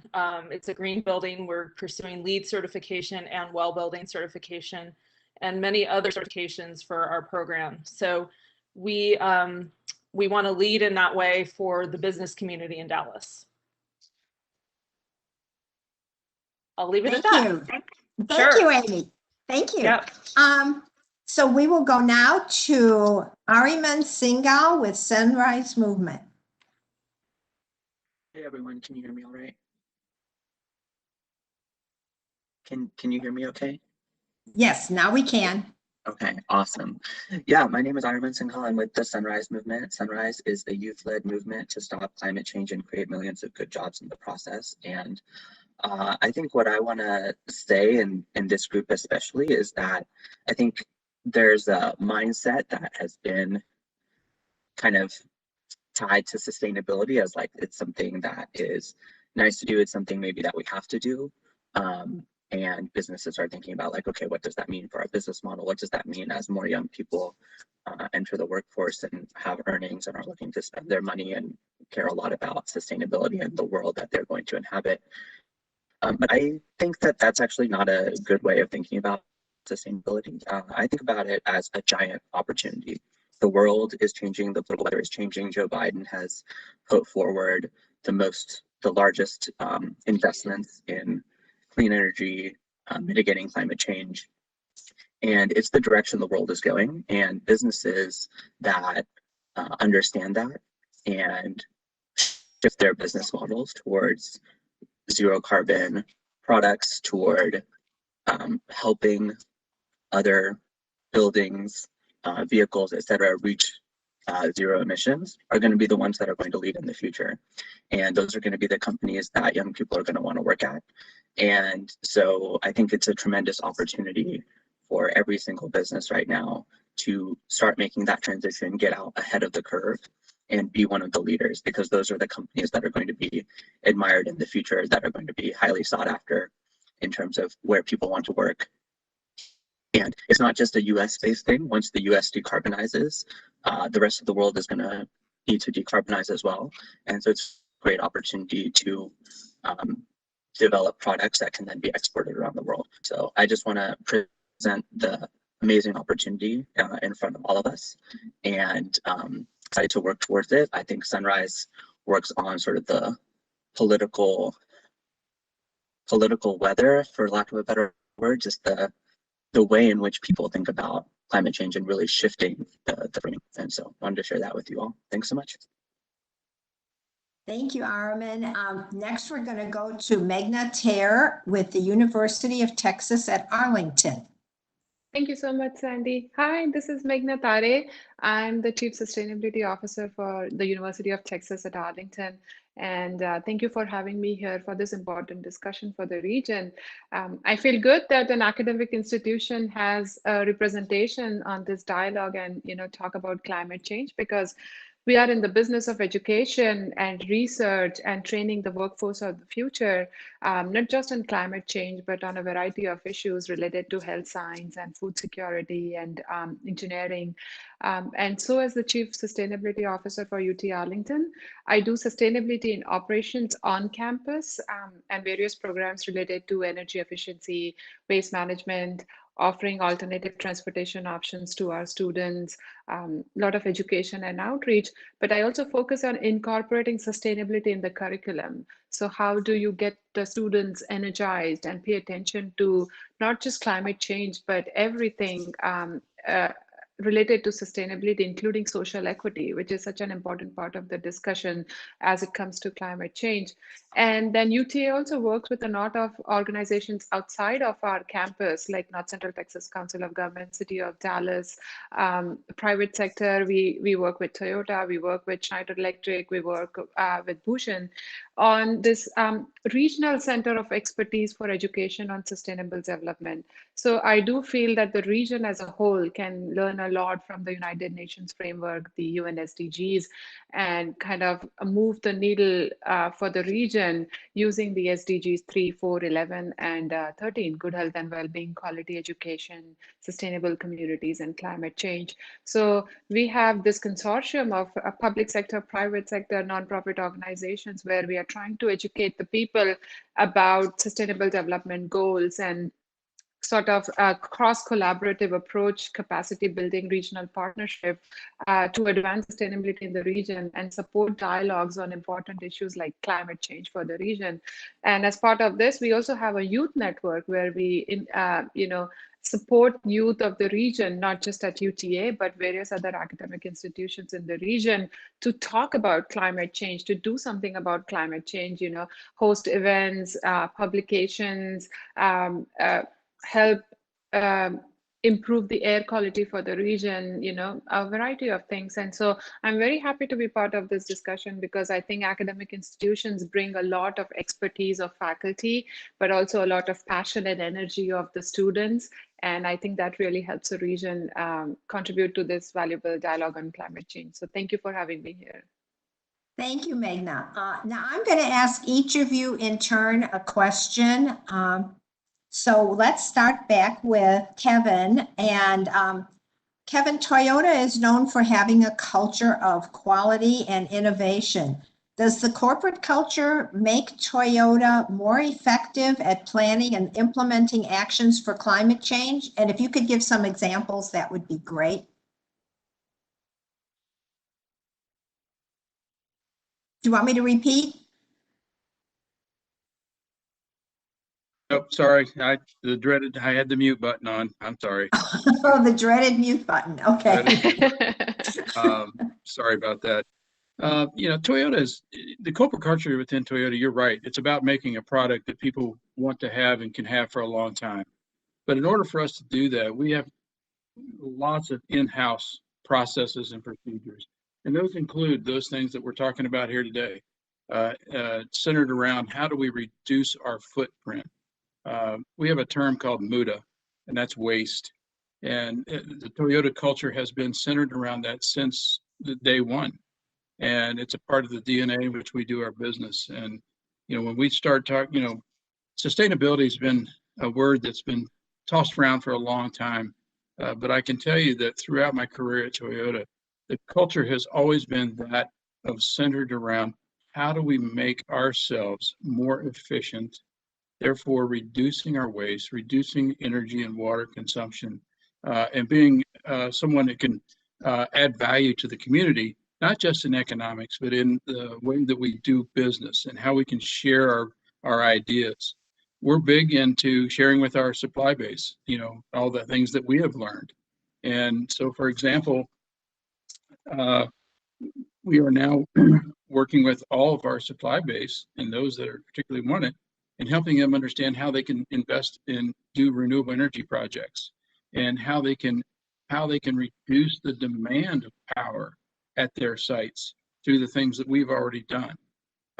And we're encouraged to do that through our own corporate culture and one also training our team members in the culture to, take what we learn at Toyota and use it at home, but also use it to influence what goes on in your neighborhood. So I think we've been long in this process, and I think we're making great strides. Okay, thank you. Ushan, what is Ericsson's sustainability and corporate responsibility strategy? Can you talk about the key programs, goals, and examples? And what are some examples of your strategy in action within the DFW Metroplex? Yeah, no, thanks, Sandy. Great question. So I kind of talked about this a little bit before, but so we have kind of three key focus areas. First one being around corporate responsibility and focusing on really driving down major incidents that happen within with our employees. So reducing major incidents. The second one is around environmental sustainability. So really focusing on driving, towards being a carbon neutral company for our company operations by 2030. And a way that I think you can really see this within the Dallas-Fort Worth Metroplex is the Ericsson USA 5G Smart Factory right here in Louisville, Texas. This factory has been operational for now for about a year. It's a 300,000 square foot facility right here in Louisville. It is a major component of Ericsson's investment in North America. Our corporate headquarters, of course, here are based in Plano, Texas, which is where I work from when I'm not working from home. For the 5G Smart Factory, we're pursuing LEED Gold and LEED Zero Carbon certifications. This smart factory has recently been recognized by the World Economic Forum as a global lighthouse, really showcasing how the fourth industrial revolution needs to happen, and the fact that we're a global frontrunner at this facility. What we have done is we've integrated our commitments to sustainability and climate action into all aspects of this facility, from design, construction to operations. And I think some of the key design achievements that I can talk about right now are that the factory is designed to be up to 24% more energy efficient than a comparable building. We have on-site solar panels that produce about 17% power that the factory needs on site. We have, and to put this in context, that will be enough power to supply about 93 US homes, with renewable energy for a year. We have on-site rainwater tanks that collect about 40,000 gallons of water. We treat it and we reuse it.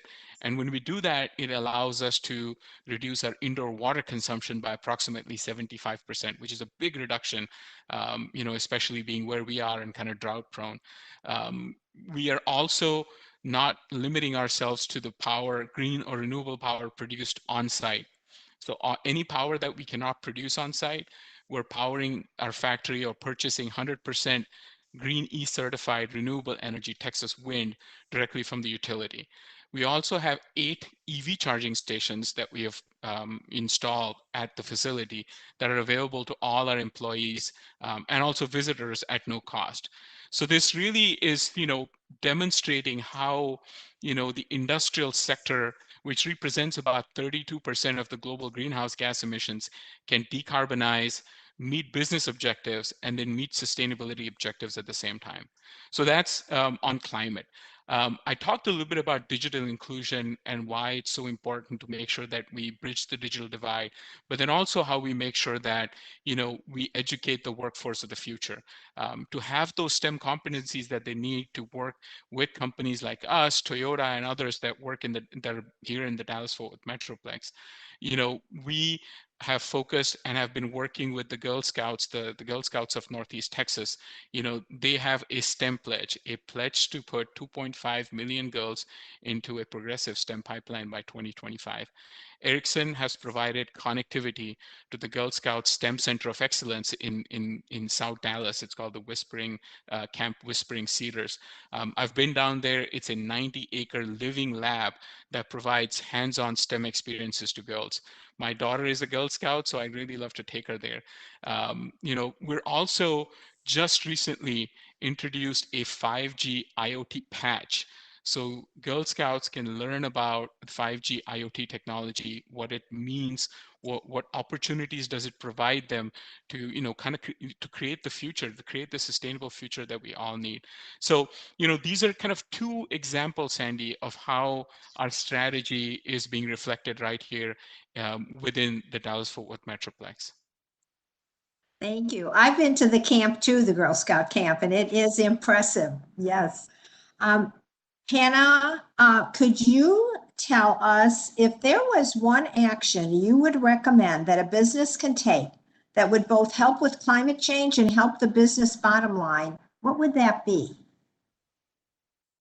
So a lot of the things that we're pushing, and I mentioned it a little bit earlier, is trying to redesign the way we think about buildings and the way we think about constructing buildings to make them a lot more efficient by using DC power and other types of DC power, whether it's class 2 power or class 1 power. And we know that changing the entire way the building is construction, just because it's more efficient, for a business case, isn't really enough. We're developers, we understand that just because something's more sustainable or more efficient, it doesn't mean that every developer is going to then pick it up and make that their model, because it costs more and things like that. And so one of the things that we're really trying to do with our partners, we partner a lot with LG and Cisco and Kohler and some other companies like that make products, is make as many products as we can work on class 2 or low voltage DC power. And so I mentioned earlier that we were able to convert a bunch of our products in our building to work on class 2 power. And so that allows the labor rates to be extremely lower because you're allowed to use low voltage installation capabilities as opposed to electrical licensed electricians. It also makes a lot of the products a lot more simple, so they last longer. For example, LED lights, they're all natively DC powered on the inside, but we're still powering them with 120 volt AC power, which adds heat when you convert that to AC to DC. So then you're adding heat into that light fixture and causing it to be less efficient over time.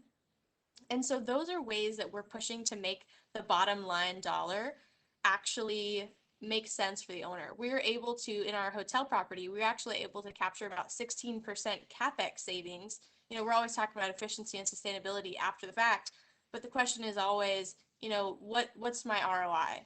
And so what we're trying to say and what we're trying to push is that this can be less expensive upfront and give you an amazing energy savings over time by doing some of the technologies that we're pushing in our buildings. So I guess back to your question, you said, what's the one thing that, you know, you'd suggest for business? And I would say that if you are interested in energy efficiency, sustainability, and other things like health and wellness for your tenants and your guests, start to think about DC technology and maybe finding a partner that can help you when you do a renovation or when you build a new building, you know, be able to utilize some of this technology that, yes, is sustainable and efficient, but can also save you time and money on the CapEx side as well.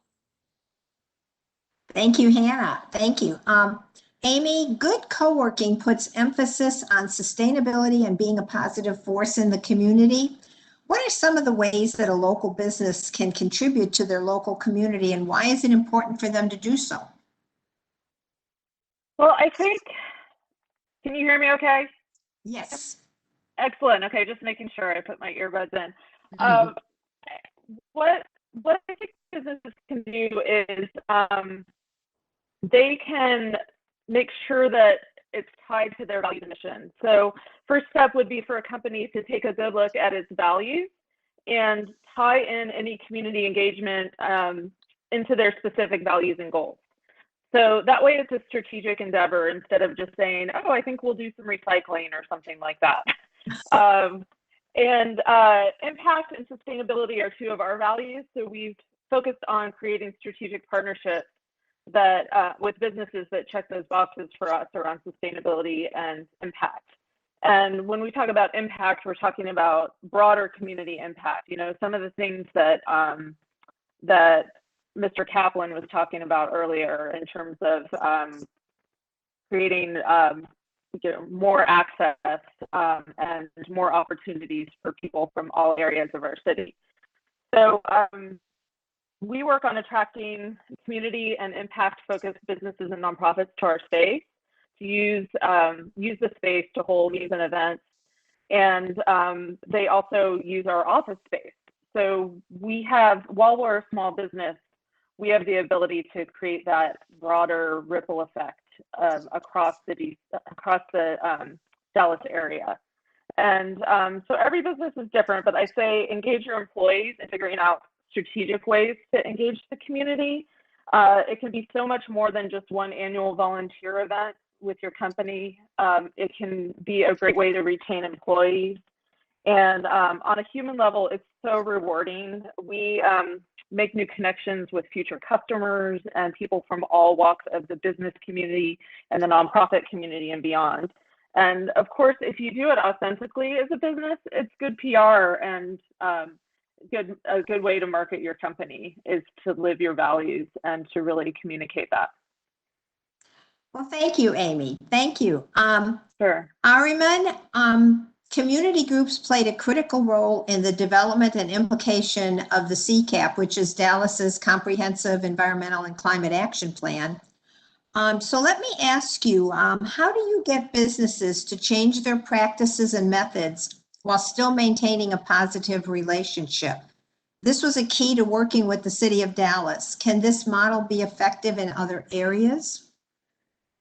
I mean, yeah, I think so, Sandy. I think that the opportunity like I said in my opening statement, I think the world is shifting, and I think the businesses that take notice of that shift and move with it and push that shift forward themselves are going to be the ones that are leading the way in the future.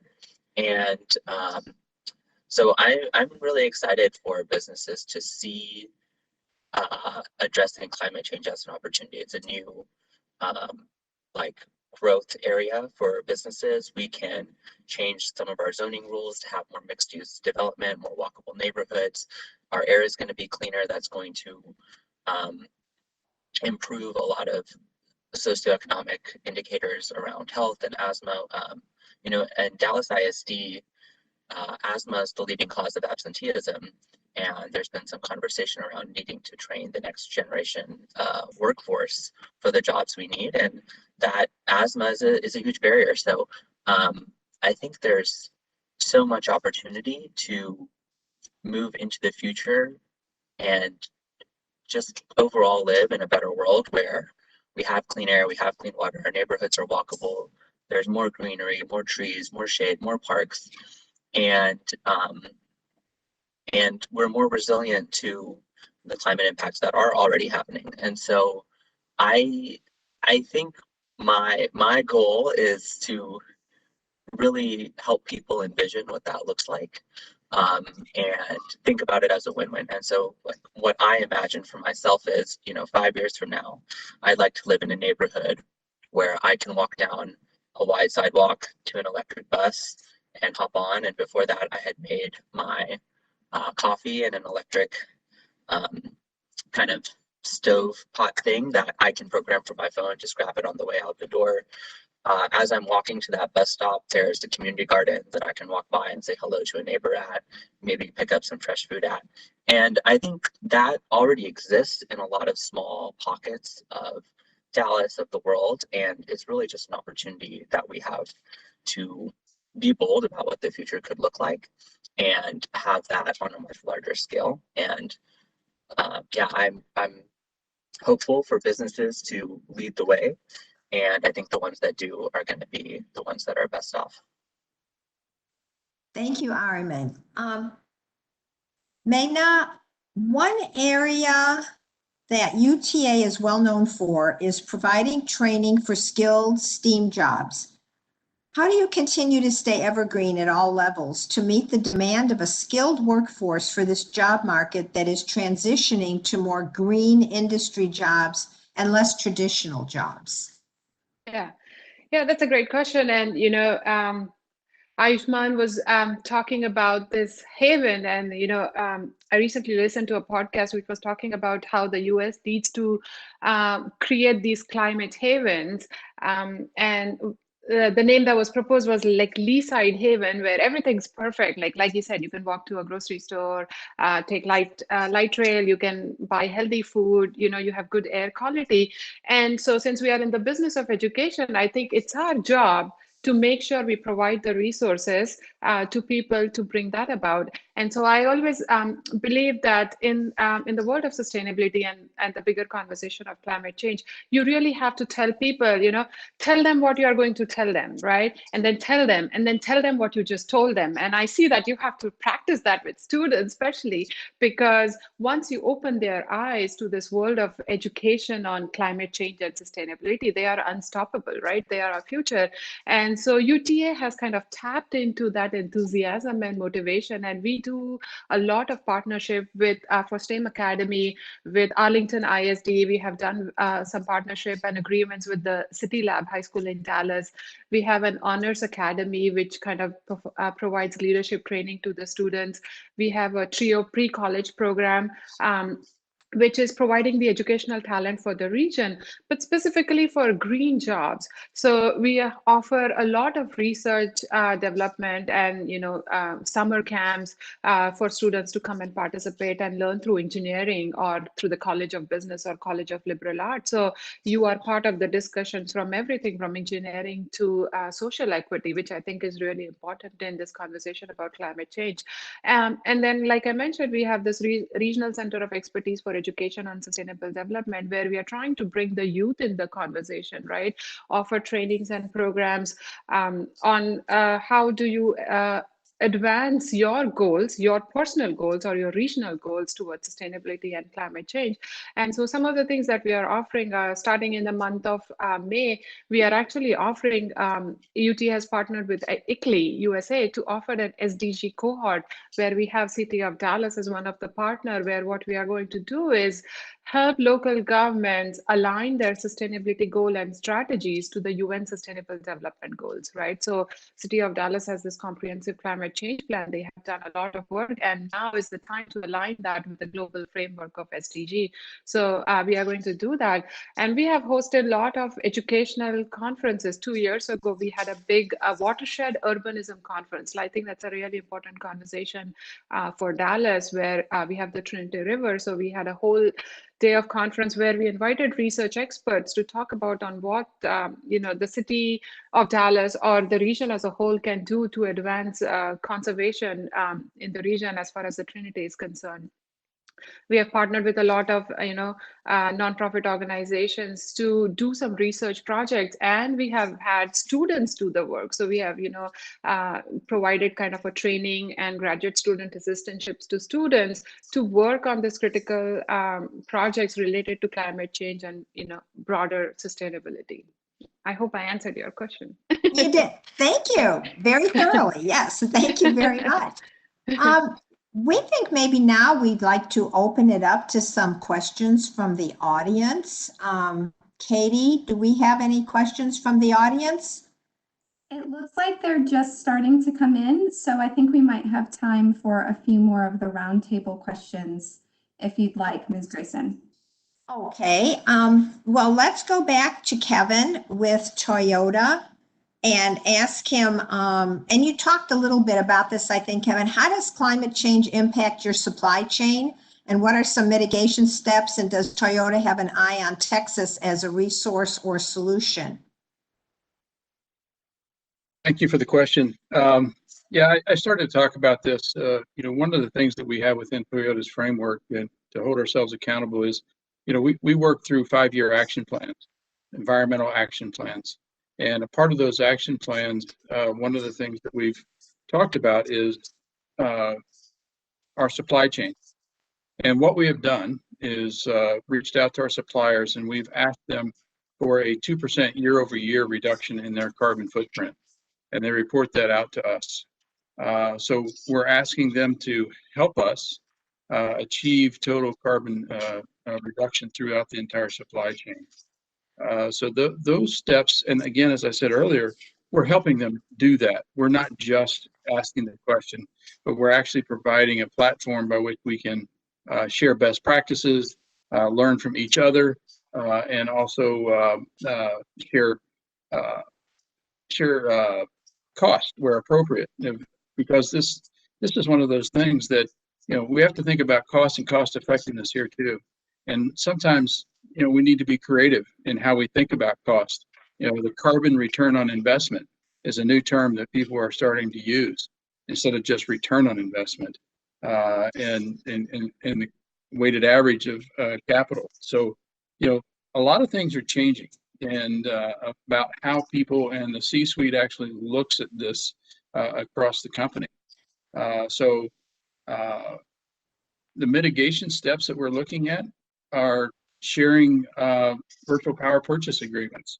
How do we get those done? How can we move the supply base as well as our own companies into this carbon neutral space through a portfolio of options, right? I think one of the things that's really important is every act of conservation matters, right? It's that simple. It doesn't have to be a huge thing, but every act that we perform adds value. And then as we add that value, things become larger in scale if we share those. So to me, that's one of the most important things that we can do. And to your last question, you have an eye on Texas as a resource or solution. Well, obviously, we have our corporate headquarters there, and we believe Texas can be a part of the solution. And learning from what we've heard today, not just from this panel, but from others, there appears to be a great step forward. And I look forward to working with Dallas and the city of Plano and everybody in that area to try to increase our knowledge, but also to increase the action items that we take. Thank you, Kevin. Bhushan, what messages would you like to share with local business on how to move toward a more climate-friendly business model? Yeah, great question, Sandy. So, a couple of thoughts. Small and medium-sized enterprises, local businesses are a big part of any economy. When you look at some of the statistics from the World Bank, in both the developing and the developed world, they provide small and medium-sized businesses create lots of job opportunities within local communities. So they're truly economic powerhouses when you think about it that way. But decarbonization of the small and medium-sized enterprises is critical if we as a society are going to achieve net zero carbon goals. And we understand that, and we understand that the need to work within our supply chain and work with our suppliers to achieve this net zero objective. So what Ericsson has done is we've joined what's called a 1.5 degrees Celsius supply chain leaders organization. We're joined in this by global brands like IKEA, Unilever, Nestle, among others. And this group has launched what's called a SME Climate Hub, or a Small and Medium Enterprises Climate Hub. What it does is it provides a one-stop shop for SMEs to make climate commitments, but then not just make commitments, but have access to best-in-class tools and resources that they can leverage to really get started on their climate journey. And then finally, get the recognition they deserve. Companies like Ericsson and Toyota are really focused on, creating incentives for our supply chain partners to work with us. And so do our customers. So like AT&T, they have goals focused on supply chain sustainability. So the way this SME Climate Hub works is, small, medium-sized enterprises can access this. It's online. You take the first action of making a commitment to start the journey. Once you do that, you get access to all sorts of tools, that are state of the art, that cover everything from how do you, establish your business strategy and integrate that with sustainability and climate action. What sort of action should you take to reduce your own carbon emissions? And most of these tools are free. And once you start on this journey, you also get the opportunity to get recognized by the UN Race to Zero campaign. And what that does is that it gives your business the visibility in both your community and also with customers and clients that you interact with, which really creates an incentive to make this transition. So I would really encourage people to go take a look at this SME Climate Action Hub, browse through some of the tools that are available. And I really hope that you can find something really actionable that you can use to get started on your climate journey. I hope that answers your question, Sandy. It did. Thank you. Thank you, Bhushan. Hannah, do you have examples that illustrate how new technologies can have a beneficial economic and climate impact on business? Sure. So we talked a little bit about some of the steps that we've done to utilize POE power to make that bottom line for companies a lot more incentivized. So where it actually does make business sense to convert their buildings or their new remodels to run on a more sustainable, efficient solution. Another thing that we were able to accomplish is in our project at the Sinclair, we're able to influence several large companies to create new products to work with a low voltage DC solution. And one of the business reasons that it makes sense for a company that is a global producer of manufacturing, such as Somfy, for example, they're a large manufacturer of motors. And so one of the reasons that we asked them, we have this vision of doing a DC sustainable building. We'd like you to make a POE version of your motors. And one of the reasons that it makes so much business sense is because a company like Somfy ships products all over the world. And all over the world, there's different types of electrical requirements.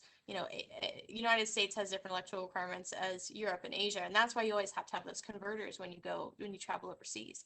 And so from a business manufacturing standpoint, PoE, Power over Ethernet, is actually a global standard all over the world. So they can make one motor and send it anywhere in the world. And because they saw that as a great opportunity, they said, it makes sense, we're going to put this product on the line.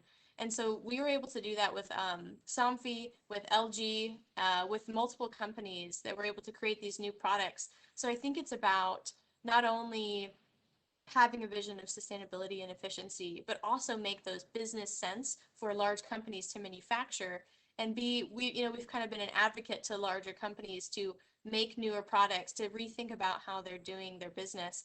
LG, for example, right now is going to make an entire line of DC appliances so that all of the, your stove, your washer dryer can all be powered with DC energy instead of like AC power. We're also working on them making an entire HVAC system, all working off of DC power. So in that case, if you have the lighting, you have the HVAC, you have your ceiling fans and your motorized window treatments, you don't even need an electrician in the ceiling at all. You can have a low voltage installer do all those things. And so there's so many ways that we're trying to push, making it a really strong business case to be efficient and be sustainable. And I hope I answered your question. I think I jotted off a little bit, but no, thank you. No, full of information. Thank you. Amy, can you tell us how has being an environmentally and community positive business benefited good co-working? Sure. I think first off, it's been a differentiator for us in the future work. And, as you know, a lot of businesses are changing how they work. Everyone's been working at home, and when people come back, their office footprints are being reduced. So corporations are even considering sending their employees to co-working spaces. So being impact and sustainability focused really helps us stand out with people who care about the purpose of their work. And so that's really important differentiation. Being also inclusive and having more diversity has helped our business. We are, I mentioned earlier that we're geographically positioned between South Dallas and downtown. And that allows us to be a bridge for anything from environmental justice in South Dallas to being a place for an accelerator called Impact Ventures that is focused on minority and women-owned businesses in tech. And so we're really convening a lot of those conversations, and that brings people who are interested in being making more of an impact. It really has transformed our business. So including sustainability in our core mission is critical, and we tell that story so we attract a lot of customers who are interested in it. And drawing the like-minded organizations, like we have a lot of member organizations who are also focused on sustainability, so our impact can be augmented together. We have Turn Compost in our building. They just got the contract for the DFW airport composting, and so they provide our composting services. We have several renewable energy brokers and organizations, and we continue to attract a lot of passionate voices in the city. So it benefits us by sharing the message of being green and educating those who come in to what green choices mean for their business and how they impact the environment. And when we're sharing this with our community of businesses and individuals who want to be part of that mission, we leverage our own business's voice. And so I think really in the end, it's really about including everything in our mission and feeling, we are rest assured that we profit by doing the right thing. And so as we attract customers who are interested in what we're doing, it benefits our business. So it's really a win-win. Thank you, Amy. Thank you. Armin? Yeah. What role do community groups play in making changes to benefit the climate and environment? Sandy, is it okay if I address some of the questions in the chat? I think after this round, then we can. Okay. Yeah, I think what role do community groups play?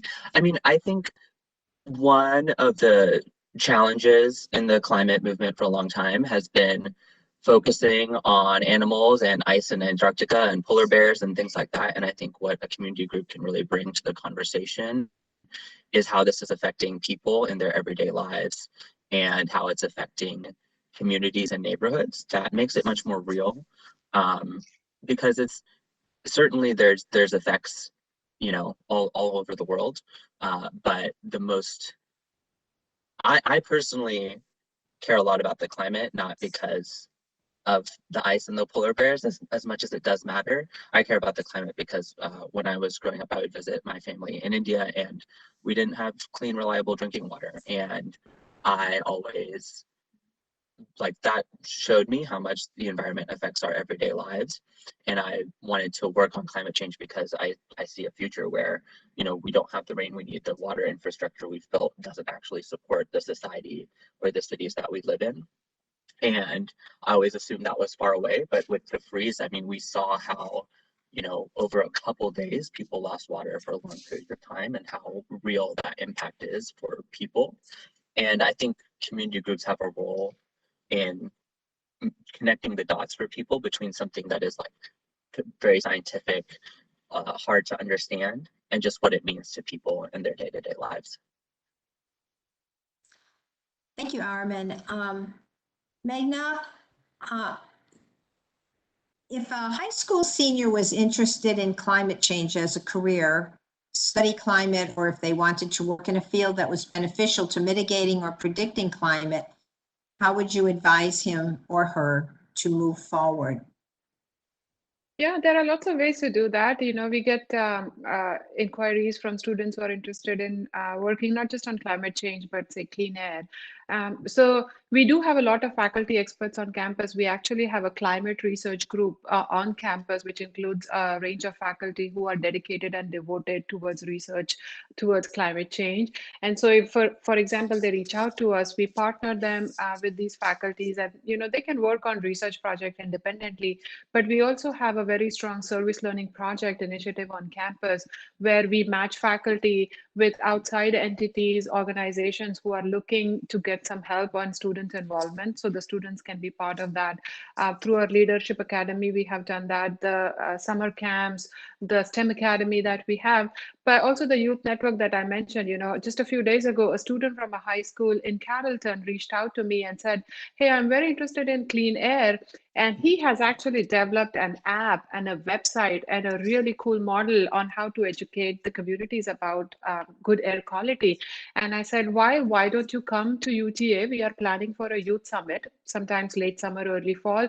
And we would love for you to present your case, because I want to provide all these passionate students a platform for not just to put forward their ideas, but also give them an opportunity to collaborate with other people, right? So they can be part of EPA's, say, Food Recovery Challenge Network, or they can be part of some of the initiatives that are going on through the Office of Sustainability. So it's just a matter of pairing them with the faculty experts and their area of interest. But UTA does offer a lot of these formal platforms where students can engage. So this opportunity in the summer, do you notify high schools that it's coming up?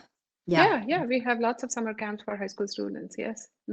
And I know Bhushan talked about the Girl Scouts of North Texas. So we do work with them. They are a stakeholder in the Regional Center of Expertise that we have, where, you know, we actually helped host a big conference for them last year, and we have ongoing discussion with them. We partnered with GEMIN, the United Nations model for educating students about sustainability. So there are lots of platforms. It really depends on what they are interested in. And I really strongly believe in it that students should be given a chance to take their passion forward, because a couple of months ago, National Academy of Sciences issued a report where they were talking about how do you advance sustainability in the curriculum and student engagement, and how sustainability should be part of the core curriculum to educate the student, not just through college and high school, but K through 12. And that's, I think, is really important. Thank you. Thank you so much. So now, Katie, I believe we'll go to the chat questions or the Q&As that have come in. Yes, so I'm going to go in order that they were submitted, and I may combine some that have similar questions. So if you submitted a question, just please be patient and we will get to them, as many as possible. I think we have about 15 minutes. So the first question, Katie, could I ask you, is everyone on the panel just could jump in if they feel like they have an answer to this question? Sure. Okay. Sure. Works for me if that's how we want to do it. Absolutely. So the first question came from Max Bell. Can the panel please comment on simple, cost-effective, sustainable measures like rewilding private and public land resources and preventing counterproductive mowing, raking, pesticide, and herbicide application? These measures are shown to reduce erosion, flooding, and summer peak temperatures, as well as restore habitat for wildlife. And he's asking specifically in Dallas, but I know we have panel from outside of Dallas as well. Let me know if I need to repeat any part of that question. Well, I'll take a quick stab at that. Yeah, I think from a, as I said earlier, we're very focused on biodiversity, and at our facilities, we firmly try not to mow our grass. We actually, if you look at our Dallas headquarters, that old property, except for a very small part, is planted in native plants, drought-resistant plants from Texas. And then we follow those practices with no pesticide or herbicide use to make sure that we're following those practices. And we do that at all of our facility, where we try to, and also put in pollinator gardens, as well as other areas that we can encourage, and help the migration paths of certain species, but as well, it's a very cost-effective way to reduce maintenance. That's the benefit, right? Not only are you getting the biological benefit, you're getting the cost benefit. And I'll give one plug. There's Supplier Partnership for the Environment is a group of OEMs that are working together on these issues for biodiversity. And we actually now have plotted across North America, where all these automakers are working together, all these plots of land that are planted in either pollinator gardens or some form of habitat that allow for a continuous migration path across North America for these species. So yes, I agree, it's cost effective, and the more suppliers and the more companies we get involved in things like this, the greater impact we're going to have on the things that were mentioned in the question. Great. We have another question, Ms. Grayson, and this is from Gwendolyn Isak Pan. I'm sorry, I mispronounced your name, I'm sure.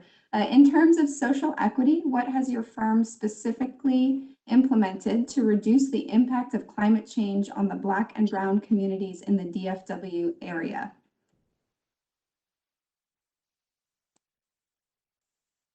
And this was not directed at anyone specifically. Okay.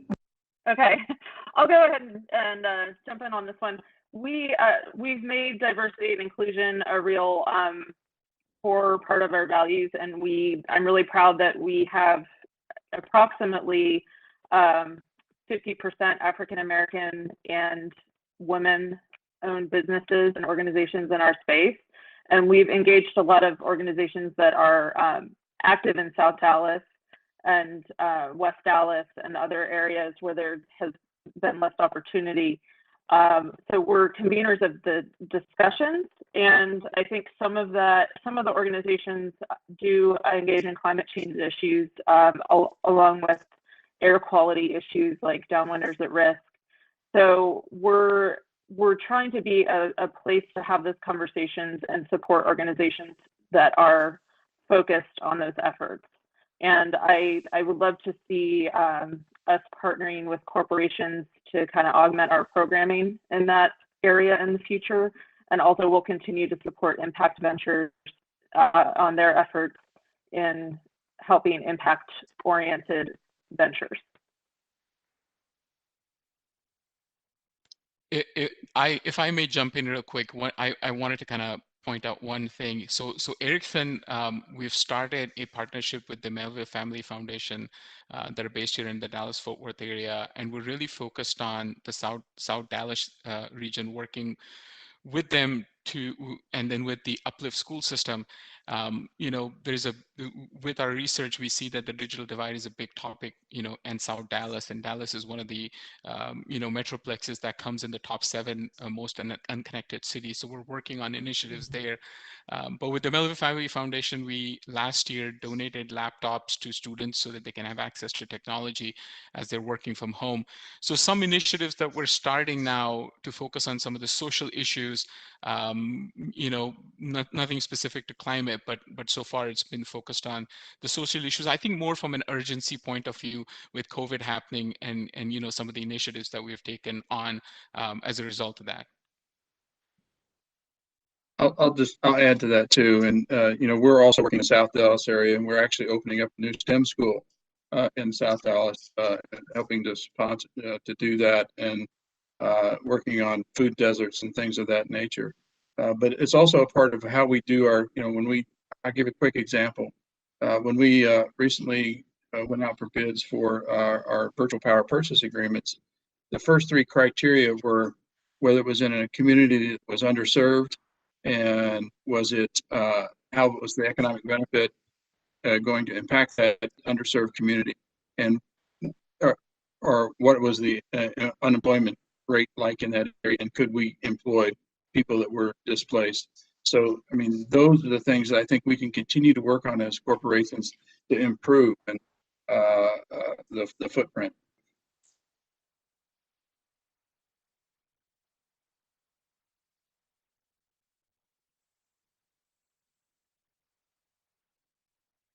Katie, do we have another question?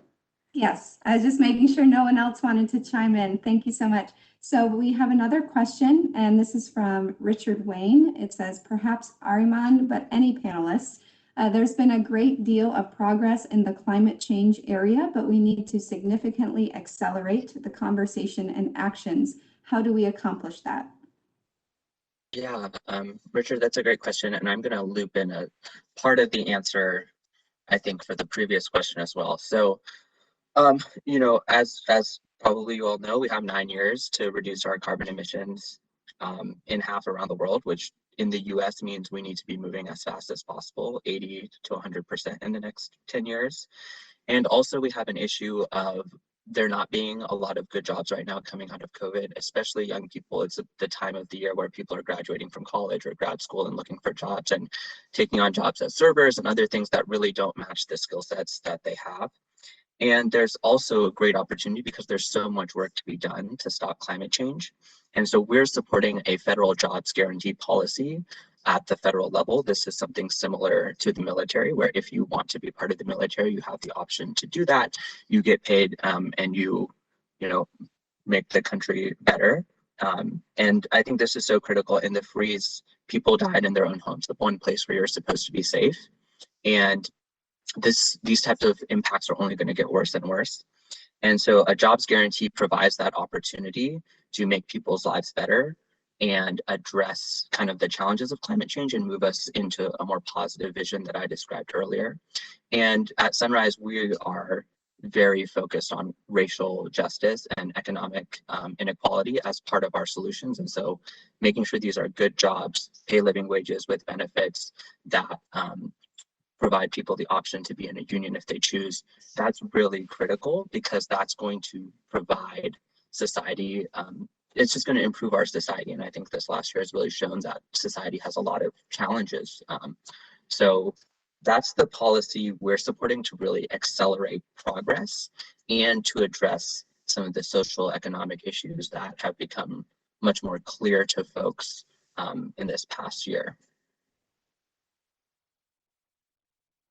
Yeah, maybe I could jump in and add a little bit more, on building, just kind of building on top of what Ariman, you were saying, so the science is clear, right? So what we need to do is in this decade, we need to cut emissions by half and then keep doing that and cutting emissions by half until we reach net zero by 2050. So that's the target that we need to achieve.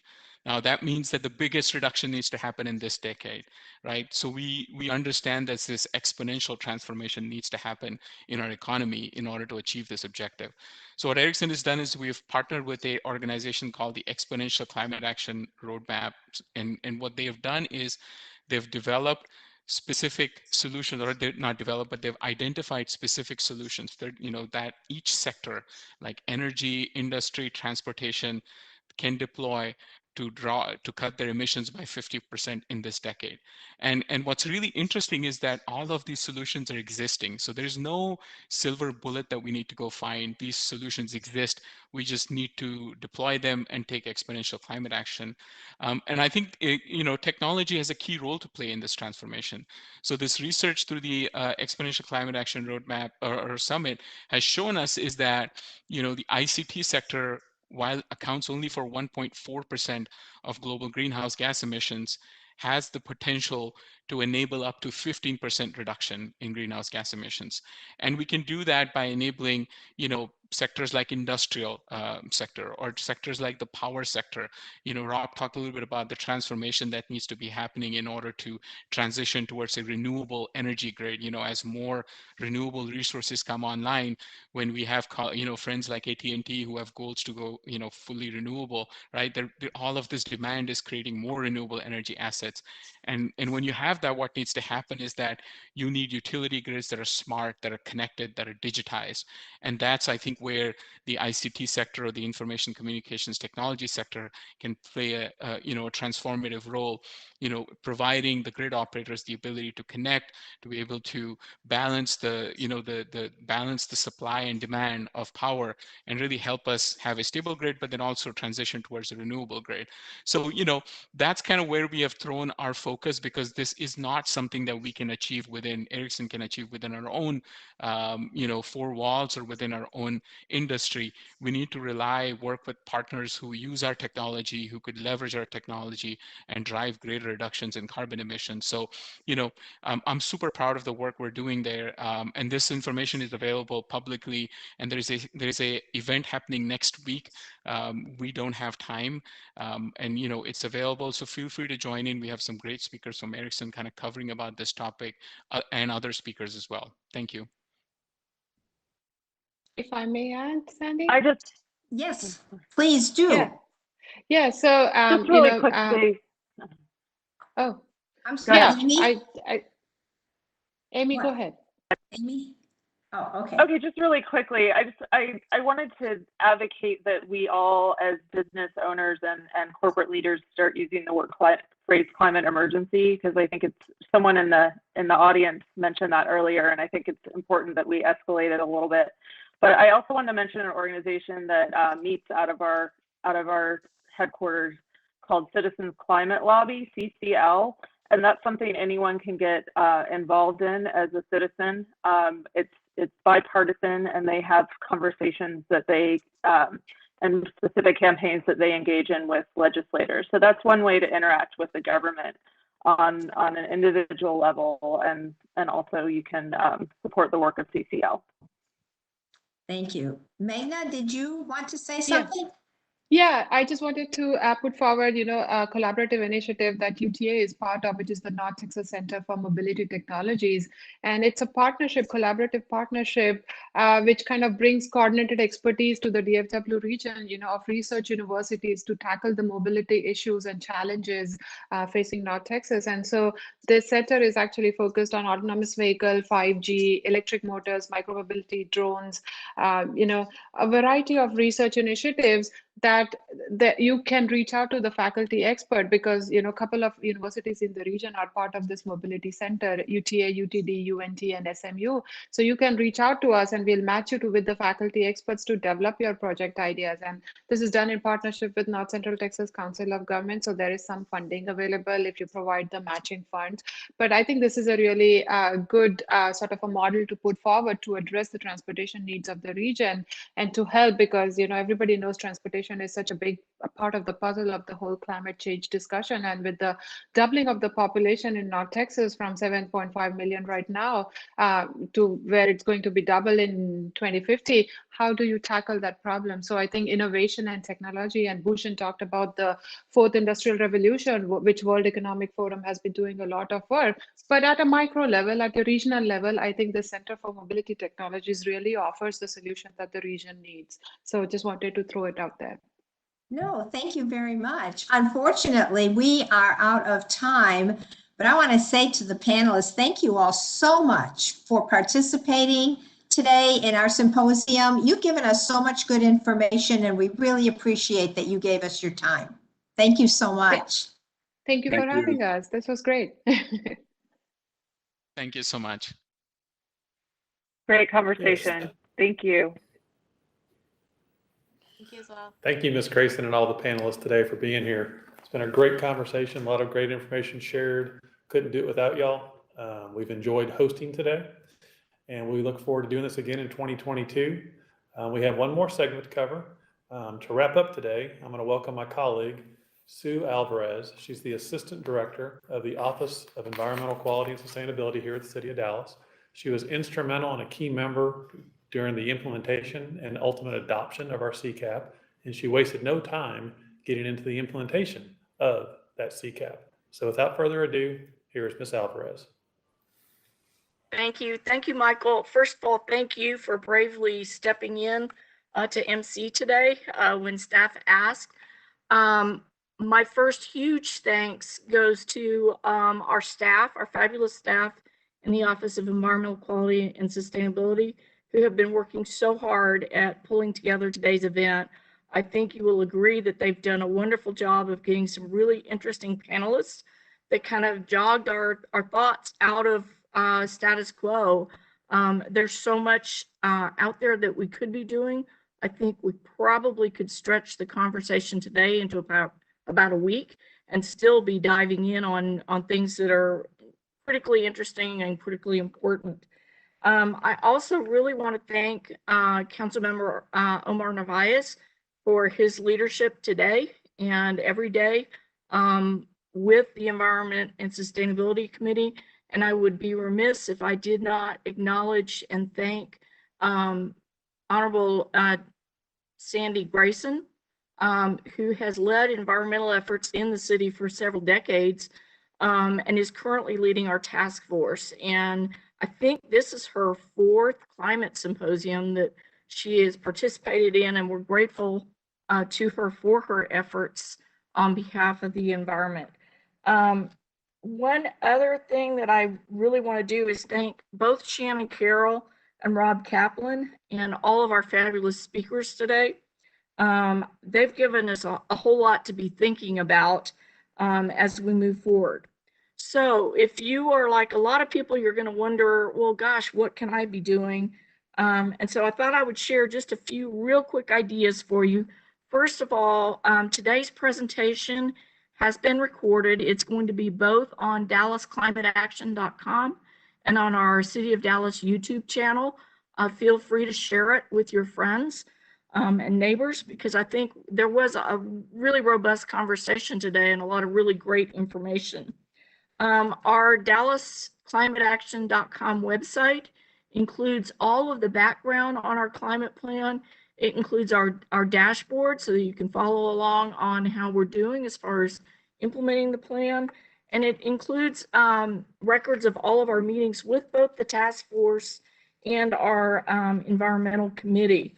One of the things that I'm really proud to announce today is that our task force has been working extremely hard on the formation of an ongoing environmental commission. That ordinance is coming forward to council on the 28th of April. The recommendations from the task force are to have 15 members at large from the different council districts in Dallas, plus 8 technical experts to advise on the different sectors of the climate plan. Additionally, we are setting up a standing committee to address environmental health issues as they come up. And that was one of the things that both the public weighing in on the commission and our task force felt were critically important moving forward. So we're excited to see how that goes.